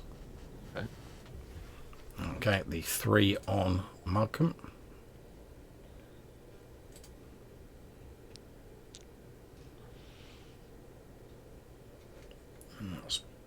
No, none of them have managed to hit.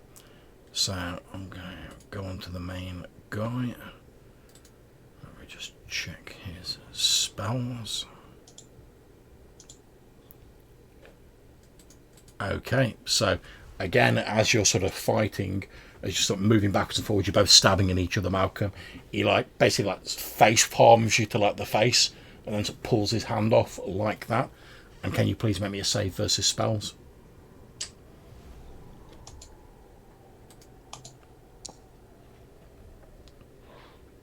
Oh, irritating. Okay. Effect. You also immediately vomit all down yourself and start feeling very ill. You are now at -2 in the same way as Brock. Okay. And that's his action. So back round to the players again. Hey.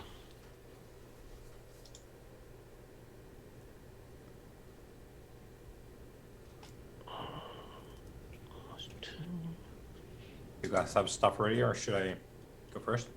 Oh, go ahead, yeah. So, I was rolling, but it's okay. oh yeah, go. Oh, it's Oh, really short, no. See, you're like, oh, if only Rinse he hadn't and repeat. used these foul magics on me, like every one of them would have hit. Yeah, it's driving him on, but it's not Take 2 working. points, yeah, nice. So wait, who are you hitting? I'm trying to still hit the main guy. Solomon. Yeah, he's 16 AC, and I keep rolling 15. Yeah. So I'm moving, firing another arrow. Well then. Whoa.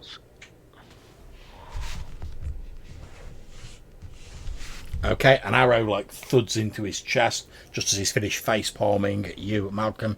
He is looking distinctly unhealthy at the moment, but he's still going. He's looking like someone who just got chopped in the chest. Oh, that looks like Pretty much. 6 more. Okay. Okay, he's sort of like he's basically almost falling to like his knees. He is still going though, but like he's getting to that stage where it looks like a strong wind could like finish him off. Okay. Okay, What so What about a bolt of vomit? yeah, that'd probably do it. Yeah. Would that put him down? Yeah, that'll probably deal with him. Okay. Let me just have a look at his Be running on spells. empty. Okay, so what he's going to do is he's going to sort of falling back. His 3 like priests basically like stand over him, the ones that are sort of fighting with you, trying to like keep you away from him, and he calls upon Leander to aid him in like his hour of need, and you see that light flaring under his hand as he touches his chest.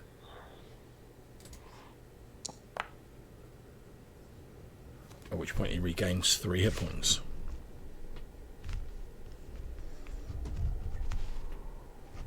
And he looks a bit healthier, but he's not exactly like up to full capacity or anywhere near. Okay, so the 3 that are attacking Malcolm, obviously he's not attacking because he's cast a spell.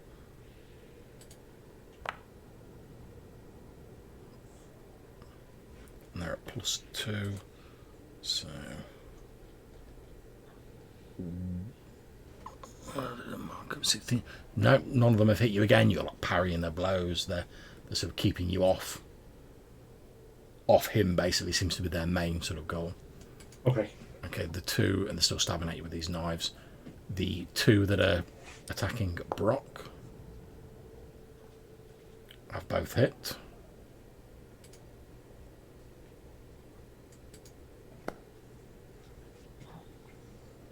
Okay, you take 7 hit points of damage, Brock, as again you're stabbed by these 2 knives, by these ridiculously quick moving priests, and you're having like with your blurred vision and how quick they're moving, you're having trouble sort of like blocking their blows and like defending yourself as it's coming from all sides.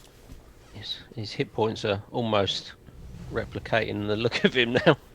Yeah, I mean, as you're sort of like running in, Weimar, you can see that these 2 they're pretty much just like overbearing like Brock, and he's like going down under this like cavalcade of like rapid stabs from these knives coming in at him as he's like being driven down to the ground.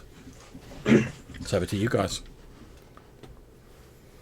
I'm going to attack one of the ones that are attacking me this turn. Okay. Can I reach him this turn as well? Yeah. Or is he kind of blocked? Yeah, you'll be able to reach him. That's fine.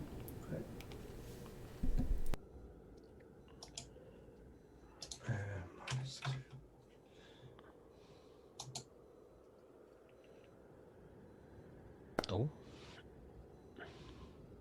5 hit points. Is that enough?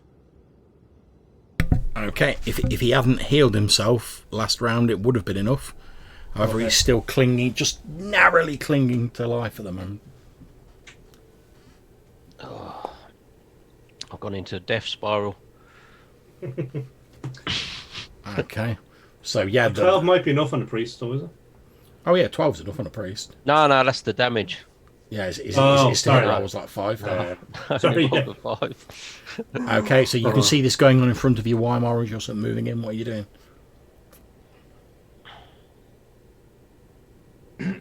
Well, I can't make it there, so once again, it's a move. The three turns running away is pretty bad. Yeah. But I move and fire once again. Solomon is the target. Here we go. Praise Gale. There we go. That'll do. Gale. Go on, Gale. That will do. Okay. An arrow thuds into Solomon Campbell's chest. He lets out like a and he lies still. However, obviously there's still the other priests. Okay, so we're moving on to them. So I'm just going to move something so I can see this easier. There we go. Okay. So I'm going to have one's going to carry on attacking Brock.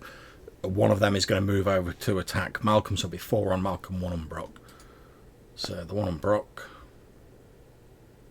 misses as like his fellow leaves to go and help try and shank Malcolm.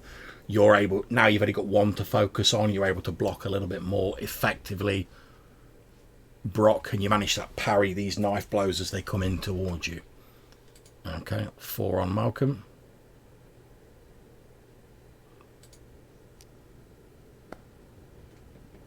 These are all on +2. Okay, so 1 has hit. You feel a sharp pain as one of these knives stabs into you. And you take 5 hit points of damage. Okay. Again, it's back around to you guys again. Sorry, John, 2 questions. I guess now that Solomon is dead, Yep. has my ring started working again? Nope. And do I feel any better? Nope. Okay.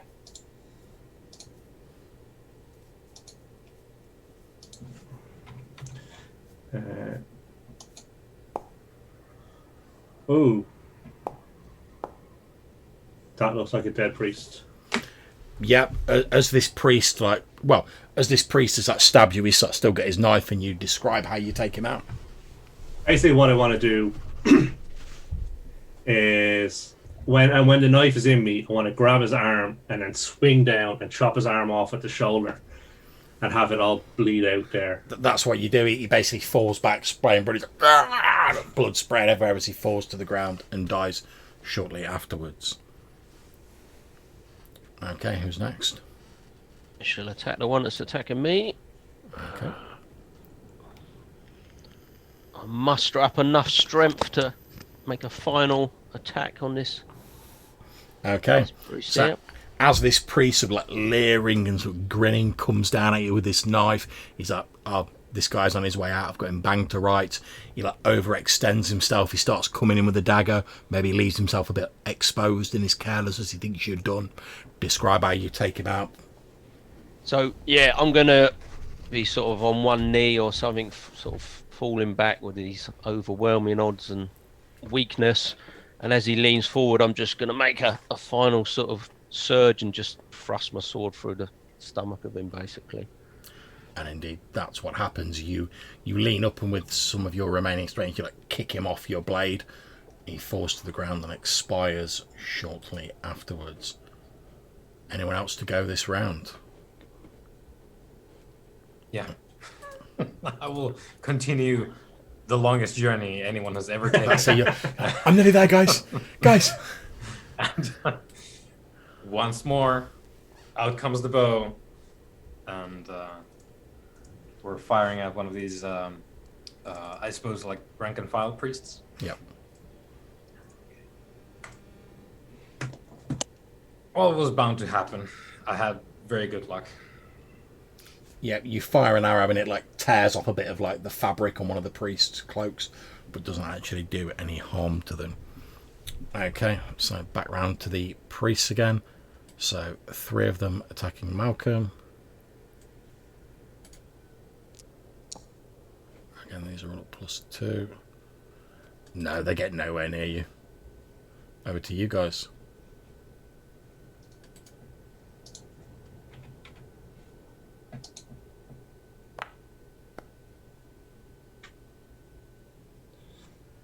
Is 10 a hit?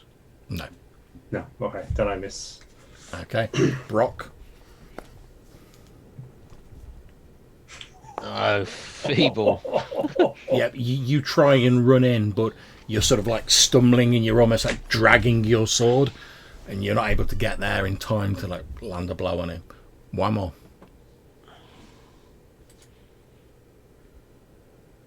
So by my calculations, there's one more of these turns Yep. for Weimar, and then we can draw a sword if we want to. So That sounds about same right. thing. Same thing again. Oh, there we go. But no damage. Okay, so you notch an arrow quickly, fire it at the same priest you fired it at previously. So again, it was obviously a bit to the right at that time. This one was close when you basically see it sort of like slice a shallow cut across his cheek as the arrow goes. Yeah, it's the movie scene where time slows down. It just goes. Yeah. You probably see it like tear part of his moustache off and like as it goes out the back of his hood. And there's like a little sort of splatter of blood in a sort of cinematic style. Okay. Right, on to them. So, 3 of them attacking Malcolm again.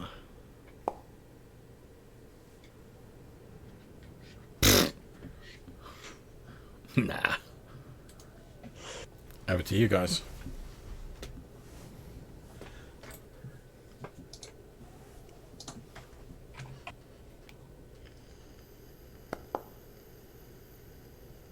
Oh, That is it. 16 for 7. Yep, describe how you take one of them out. I kind of want to bring it down, cut through his body. So kind of from here all the way down is kind of cut him in half. Indeed, and that is exactly what happens as you fell another. There are only 2 remaining now.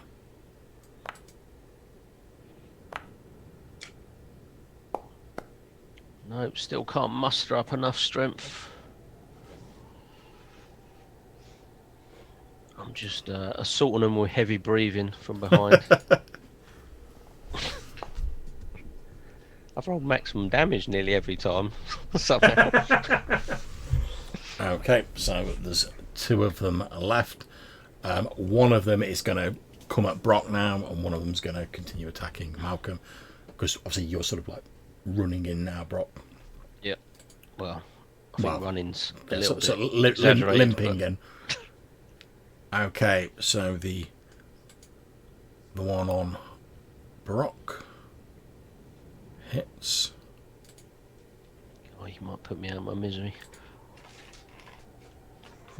Oh, sorry, yes. no, that's wrong. I rolled 2d6. It should be 1d6 plus 2. So let me just... Oh, he still did it. Okay, that's 7 points of damage. Yeah, I'm down. Okay, now don't forget you can go to minus your level before you're like dead. Yeah, I'm on -1. Okay, yep, so the priest sort of like breaks off from where he's been fighting against you, Malcolm, as you see the sort of like the sickly looking like Brock still trying to, like, against all odds, still putting up a good fight, comes running in. This priest like leaps up in that sort of slow-mo cinematic style, plunges his knife into Brock's neck, pulls it out. You see like a fountain of blood spray out. Brock's legs just like give way underneath him, and he like falls face forward in the snow. Okay, the one attacking Malcolm.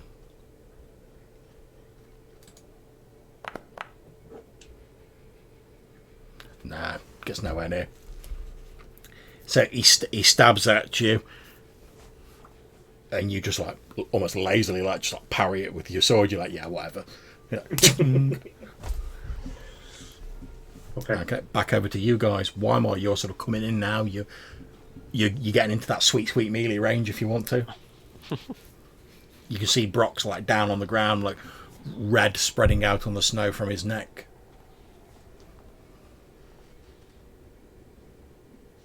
So, I'll sling the bow away as I rush in, bring out the shield, and unsheath the sun sword as I rush in to lay the justice. Yeah, as you unsheath the sun sword, it's like, yeah, which, and like light just streaming out everywhere. As that happens, I'll just like, witness the true flames of heaven, and I'll just love it. probably. I just hope you've got like a really good roll to back this up with. Yeah, let's like you. Now we cash the checks. Yeah, boy. What can I say, man? What can I say? Okay.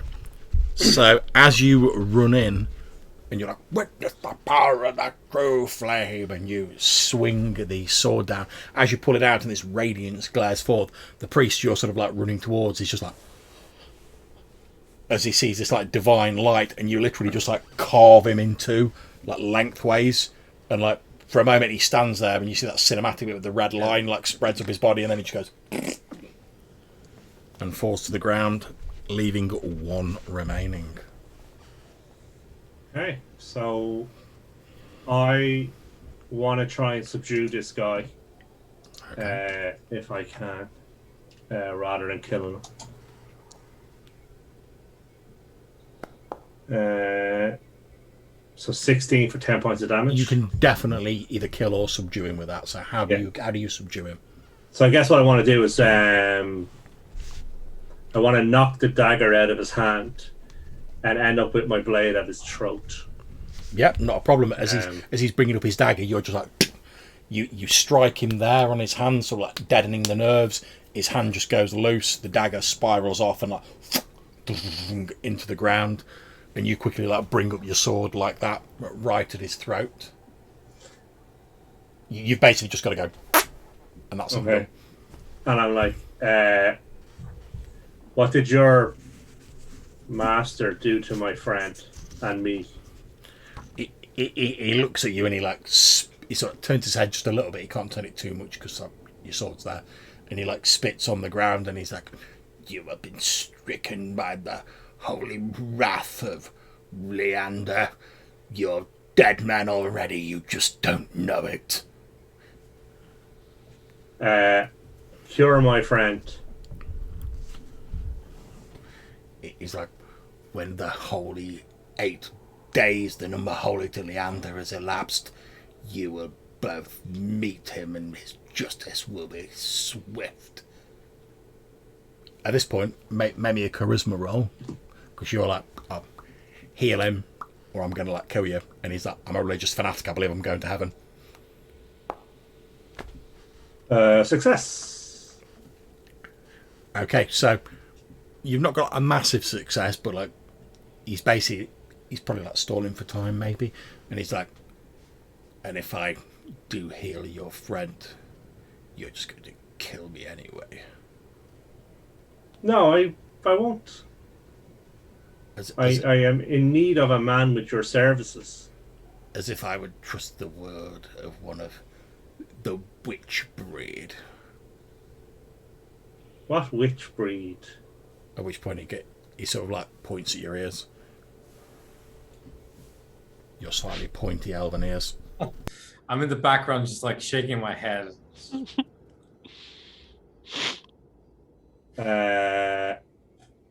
Okay.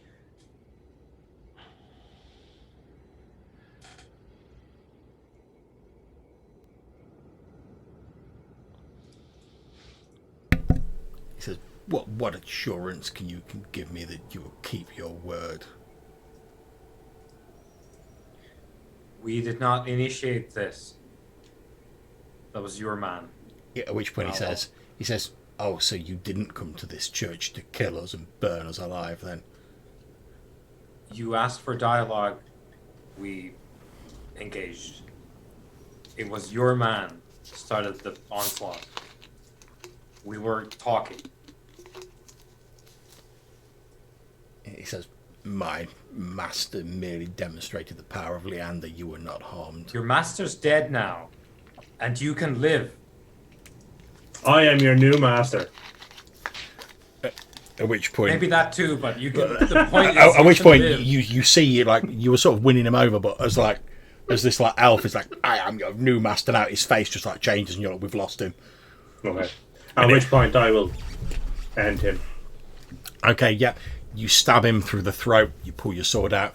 He's like holding his hand like that. Blood's running freely down his arm. He sort of like falls to his knees, and with his last gasp, he's like, "You will meet Leander in 8 days, witch." Man says he's a believer, and with his dying breath, he lays curses on others and tells us witches are bad. I say as I seize my sword. Oh, All of the Tozen Inquisitors are now dead. However, Brock is down. He's unconscious. He looks very unwell. Harp's also looking very unwell. who is? You. Oh, sorry. Yeah. So how big is Brock? He's big. Yeah. His last name means mountain. Okay. That should give you the clue. He's massive. He's like Conan on steroids. Okay. So what I want to do then is, between myself and Weimar, is get him onto the cart and bring him to Ariana's house, because if my memory is correct, Ariana is a healer of some description. But that could be totally wrong. Okay, between the two of you, you're just about able to like manhandle Brock onto this this cart that you've got, and I mean, it takes a bit of a while, but you slowly sort of trundle it over to where Ariana's cottage is. And obviously, she sees you come in, immediately rushes out and sees like the state Brock's in. What do you say to her as she sort of comes running out? I mean, she's not wearing her help off. our friend. She's like, I'm a soldier. I'm not an apothecary, I'm afraid. Is there anyone who can? The only one who would have been able to would have been Aben. He was the cleric, but obviously he's not here anymore. Okay. Well, look, let us bring him inside. Yes, of course. And she'll like help you like carry Brock inside. So I guess as a hunter, I would have some idea of how to stitch up wounds and clean wounds. Stitching up wounds not a problem. So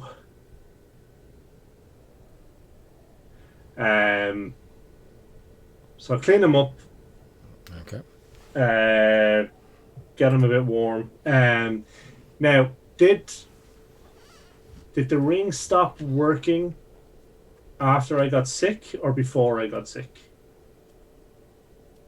It stopped before you got sick. Okay. And has it subsequently started working? Nope. Or do I think it's effectively broken? That would be a safe assumption. Okay. So we don't have any way to heal him.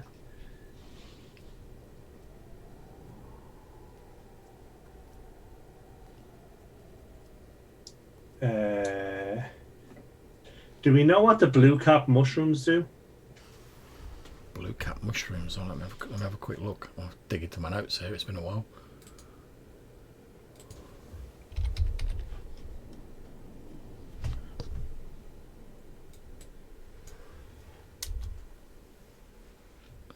Where did you get the blue cap mushrooms from? I can't remember. I think it was just it was a random roll, foraging roll. I think you were using a table off the. Wasn't that the sort of hallucinogenic type visions one or something? Let's go with. That's the only ones I remember. Oh, right, yeah, okay. Yeah, you vaguely remember something about, if you like boiled them, they like gave you like weird visions and like trances. Okay. Reputedly, I mean, Brock might have even mentioned this. Reputedly, like certain societies, particularly like older societies, like the Ice Walkers, etc., like they're sort of like shamans and people like that. They're wise people, so to speak. are believed to like have used them to sort of like put themselves in tune with like nature and gain insight into like the natural world and the future and stuff. Okay. Like that. Okay. So once Brock is cleaned up or whatever, there's no healing available. Yep. I'll suggest to Weimar that some old Dobie might help us understand Dobie. what's going on with myself and Brock with this dead in 8 days malarkey, and that I suggest that we do that and see if we can. To help us along, I will actually go and because I think is it a bit timey-wimey now? Are we doing play-by-play? Yeah, it's a bit So, timey-wimey at the minute. I would have gone and stacked the priests and That's fine. patted them down for effects. Like, I'm not interested in daggers, but if there's like anything on them, They actually appear to be like have like very little possessions, like just the dagger and the robes. Almost like they conspicuously don't have anything on. I mean, they're not even wearing shoes. I guess that would like be a kind of like these are the kinds that have wows about like this kind of thing. Like they're not. You would expect, like say, some sort of like rule for their like brand of Leander worship, because like there's no good reason to like be walking around without shoes in Valkonen. No, not here. Yeah, exactly. Yeah, but I would have put them in a pile. That's absolutely fine. You can have done that. Yeah, and come in and let's close the door. Get the smokes out.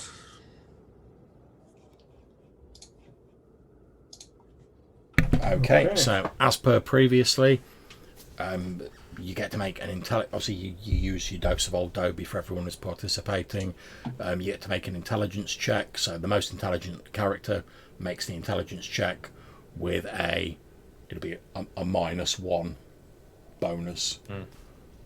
Can Ariana partake? Yeah, if you're willing. I mean, she doesn't have any pipe weed of her own, but if you're willing Yeah, that's fine, certainly. Yeah, in which case you'll be on a -2 bonus, whoever's rolling it. Yeah, that'll be me, because we established. Yeah. My intelligence is like your charisma. Ooh, Okay. Okay, so you're trying to get a clue about you're going to get a clue about the problem you're contemplating. What is the problem that you're contemplating? Because obviously you're discussing this while you're like. So I guess the problem we're contemplating is we feel like we've been poisoned or cursed or something. Yeah. And obviously Brock has gone down. So what do we think has caused us to be unwell? Do we really think we're going to die in 8 days? And what can be done to save us in the medium term and save Brock in the short term? Okay, so as you sit down, when you're obviously chatting amongst each others and with Ariana, and you spend like an hour or so sort of smoking and contemplating and talking around the subject, it's very obvious to you guys that the Inquisitor has used some sort of magic on you to cause this. The symptoms, as you're sort of like looking at yourself and Brock, appear like very similar to like a number of like commonplace like diseases, but it's like super quick and it seems like the effects are exaggerated. So like you're getting worse rapidly. It's quite possible if this continues. I mean, you don't know about exactly 8 days, but it's quite possible if this continues, you could die from it, because obviously people die from diseases all the time, and this is like a rapid, like magic turbocharged disease. You suspect, that normal diseases, like because obviously normally like people recover like naturally when they rest and stuff like that from like minor injuries and such, but that's like very much slowed down if you have like a serious illness, because your body's using most of its energy just to like try and fight off the disease rather than like healing you. So you expect it's going to interfere with like sort of natural healing. Obviously the quickest way or the most efficient way to get this sorted out would be some sort of magic that can like remove this disease or whatever it is that's afflicted you. You don't know what effect like magical healing would have, whether this disease would stop it, because obviously the disease itself is magical.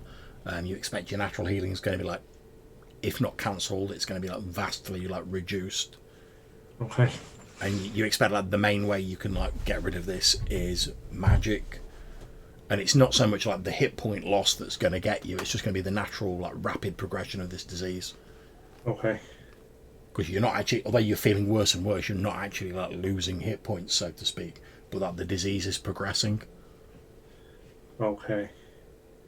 So I will ask Ariana if she know of anywhere nearby where we might find the right kind of herbs to create a poultice for myself and Brock. She says, well, there's plenty of herbs sort of like in the area, but if it's something that's hit you with like magic, she honestly doesn't know whether they'll have any effect. She's like, yeah, if you just need like a bit of help, like you've taken a few nicks or like you've been injured in a combat, yeah, she could point you in the right direction, but it's magic you're talking about. It's outside her like wheelhouse. But we would recognize the herbs we're looking for, right? Haven't found them before. Yeah.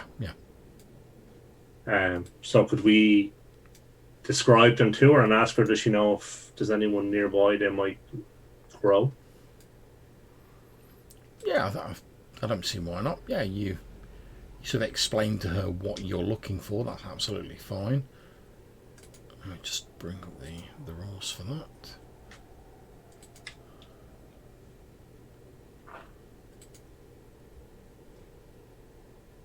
Yeah, so you can make like the normal sort of like foraging roll. See if you can find some herbs, that's fine.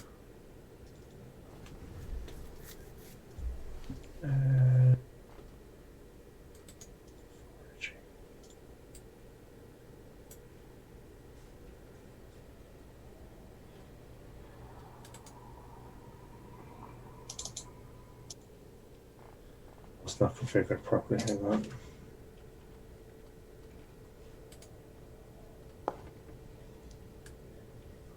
Okay.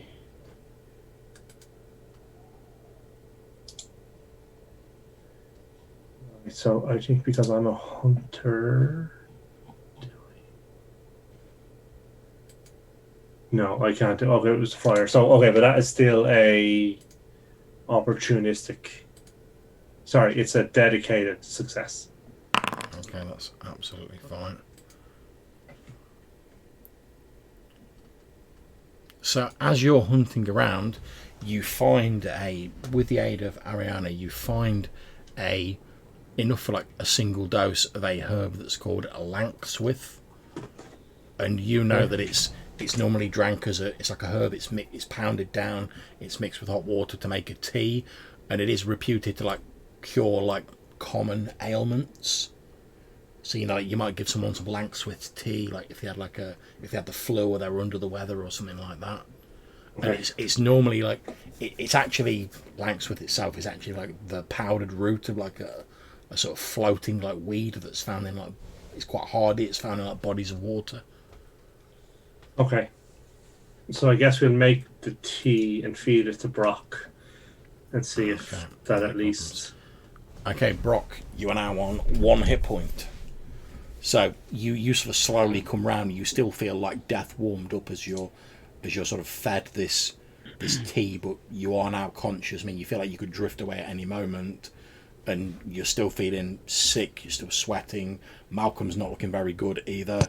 He's obviously you didn't really have time to like see what was going on with him in the combat because it was all frenetic and all over the place.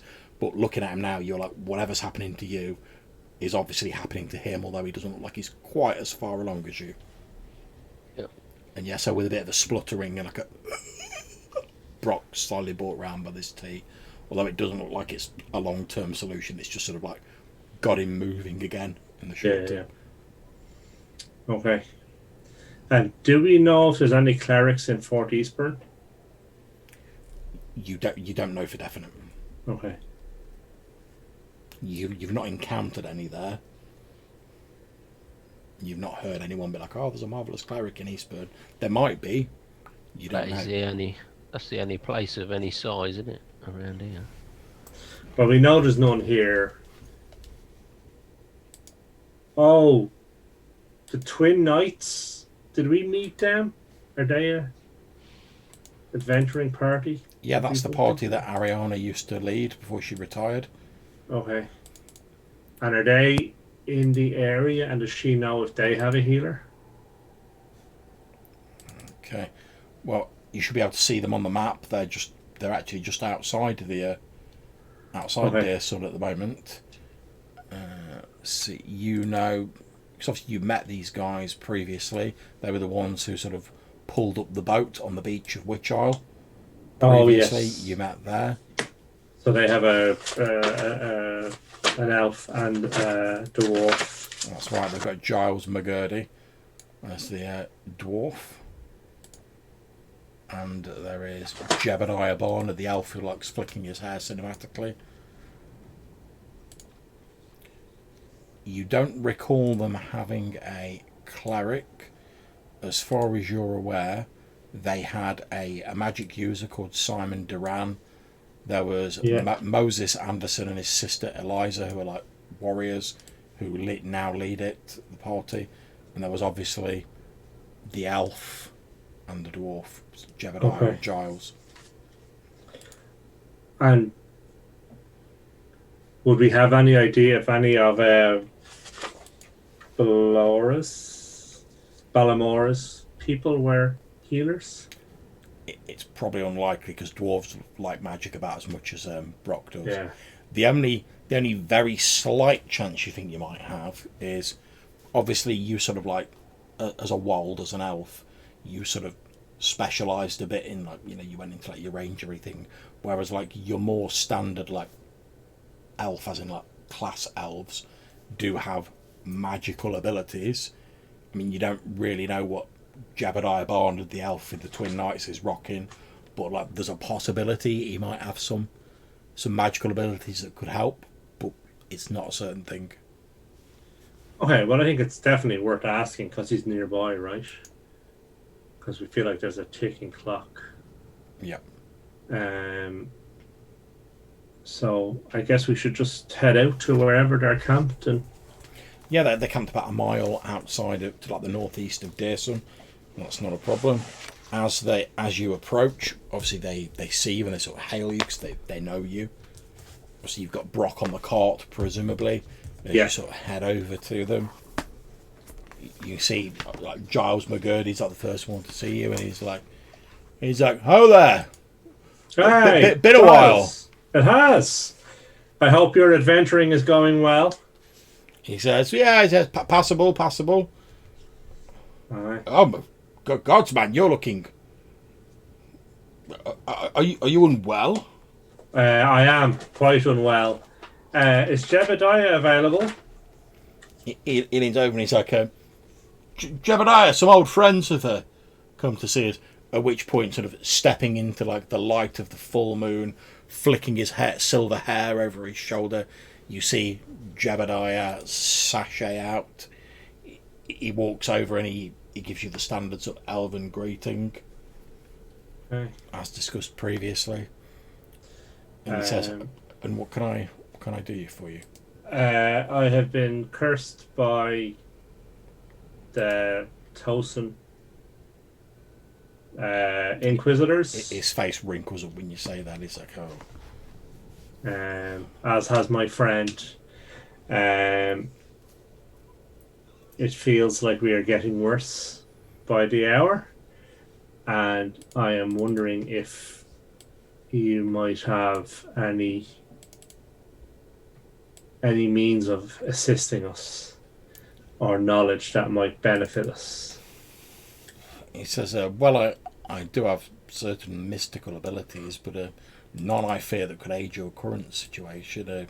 If you need me to decipher some arcane text or things like that, I could help you, but I'm afraid curing sicknesses will be more in the line of priests and friars and their like." And tell me, have you been to the fort recently? He says, "Oh, which one?" Eastburn. He says, we considered it and we started heading there, but there was a very unhealthy air about the place, so we decided to push on past. Why do you ask? I'm wondering if they might have a priest, but we ourselves have heard horror stories regarding it.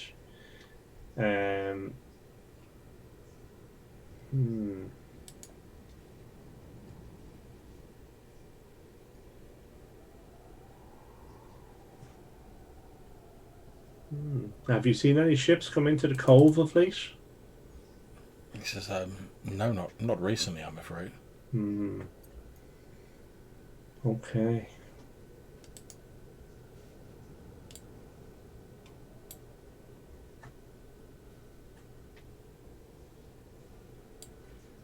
Well, thank you for your time. He says, no, that's fine. I only wish I could do some more to help. I'll see. I can't help with your disease, but if there's anything else I can do, please just let me know. I think the disease is most pressing, but if I think of anything, I will let you know. Yes, please do. He says, I don't know if this will be of any help, mind.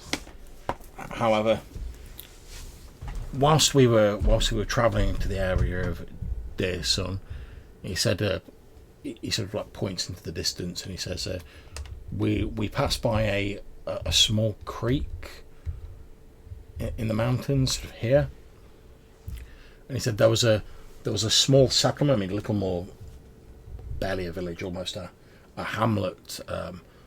Presumably the people had settled there due to the presence of this creek and a small stream being a regular water source. Aside from the fort, and the settlements you know about, it's the only one I can think of that's nearby. They may not have anyone who can help you. I honestly don't know. We just saw it from a distance. We didn't stop in. Okay. But it feels a safer area than the fort. And it's not that far out of our way if the fort is our next stop. So we should try it. He says, well, I wish you all the best of luck. And, I hope you can solve your problem. Me too. Okay. So what's the plan, guys?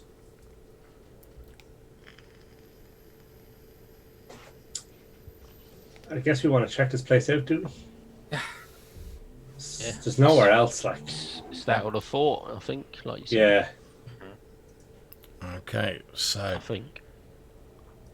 Heading to this village is going to take you just over a day, basically. Okay. So, yep, you head there, and as you get there, I'm going to make a quick roll to see if anything occurs on the way. Obviously, you'll need to spend a ration each, but nothing else untoward happens while you travel there, and it seems much as described by Jebediah Barnard, the elf. It's a small settlement, a little hamlet, really, just a small cluster of huts built near this creek that feeds into a little stream running down from the mountains. And you can see like a few people sort of like, they appear to have like flocks of sheep, goats, stuff like that. Okay. And a few of them are sort of like, there's not even really like a town square, it's just like half a dozen little tiny buildings and like a handful of people. And a few of them sort of like look up, so obviously getting there, like when you get there, they're obviously getting their like flocks in and getting ready to like put them out for the night or whatever. And as you approach, they sort of, a couple of them sort of like look up at you as you're heading towards them. So I guess we kind of waved, really friendly. Yeah. And kind of head for the centre of town or anything that looks like church, town hall. There's not like a church, it's just like literally like a few like little cottages, like little huts. So I guess we'll stop in the middle and call out to someone. Okay, and what do you say? I guess we're just saying hello. trying to get someone to approach and talk to us. Yeah, one of the a man like holding like a shepherd's crook leaves this flock of sheep, and he walks over towards you, and he's like, "Are you all right there, fella?" Yeah, not too bad now. Tell me, what is the name of your village? At which point, I'm going to throw this over to you guys. What's this village called? Of course, although it is on the map, I have not named it.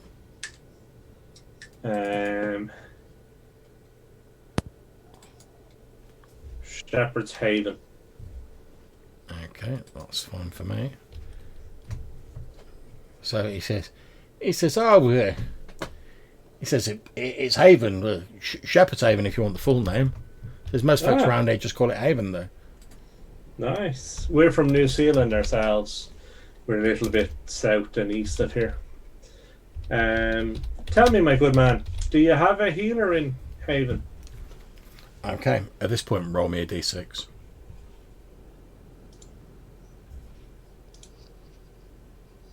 Two. He says, "Oh, you mean like a priest or something?" Yeah. He says, "Well, no, we ain't got what you might call a cleric or nothing like that." He says, "Well, we have got a friar though. Oh. You know, he makes a good brew. He's a stout fellow." Okay. Do you think that he would see us? Oh, I'm sure he would. I'm sure he would. Okay. Could you point me in the direction of his home? Yeah, he indicates like one of the huts, and you start walking towards it, and that is where we're going to end the session for this evening. Hope that was okay for you guys. Thank you very much for playing. Yeah, it was awesome. Yeah, that was good. Well, it's the experience was good. The events were slightly off of our itinerary, which I suppose we headed into the unknown, and that's exactly what we got. Indeed.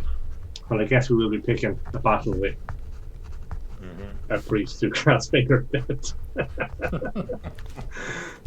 And two lesser versions that take 8 days.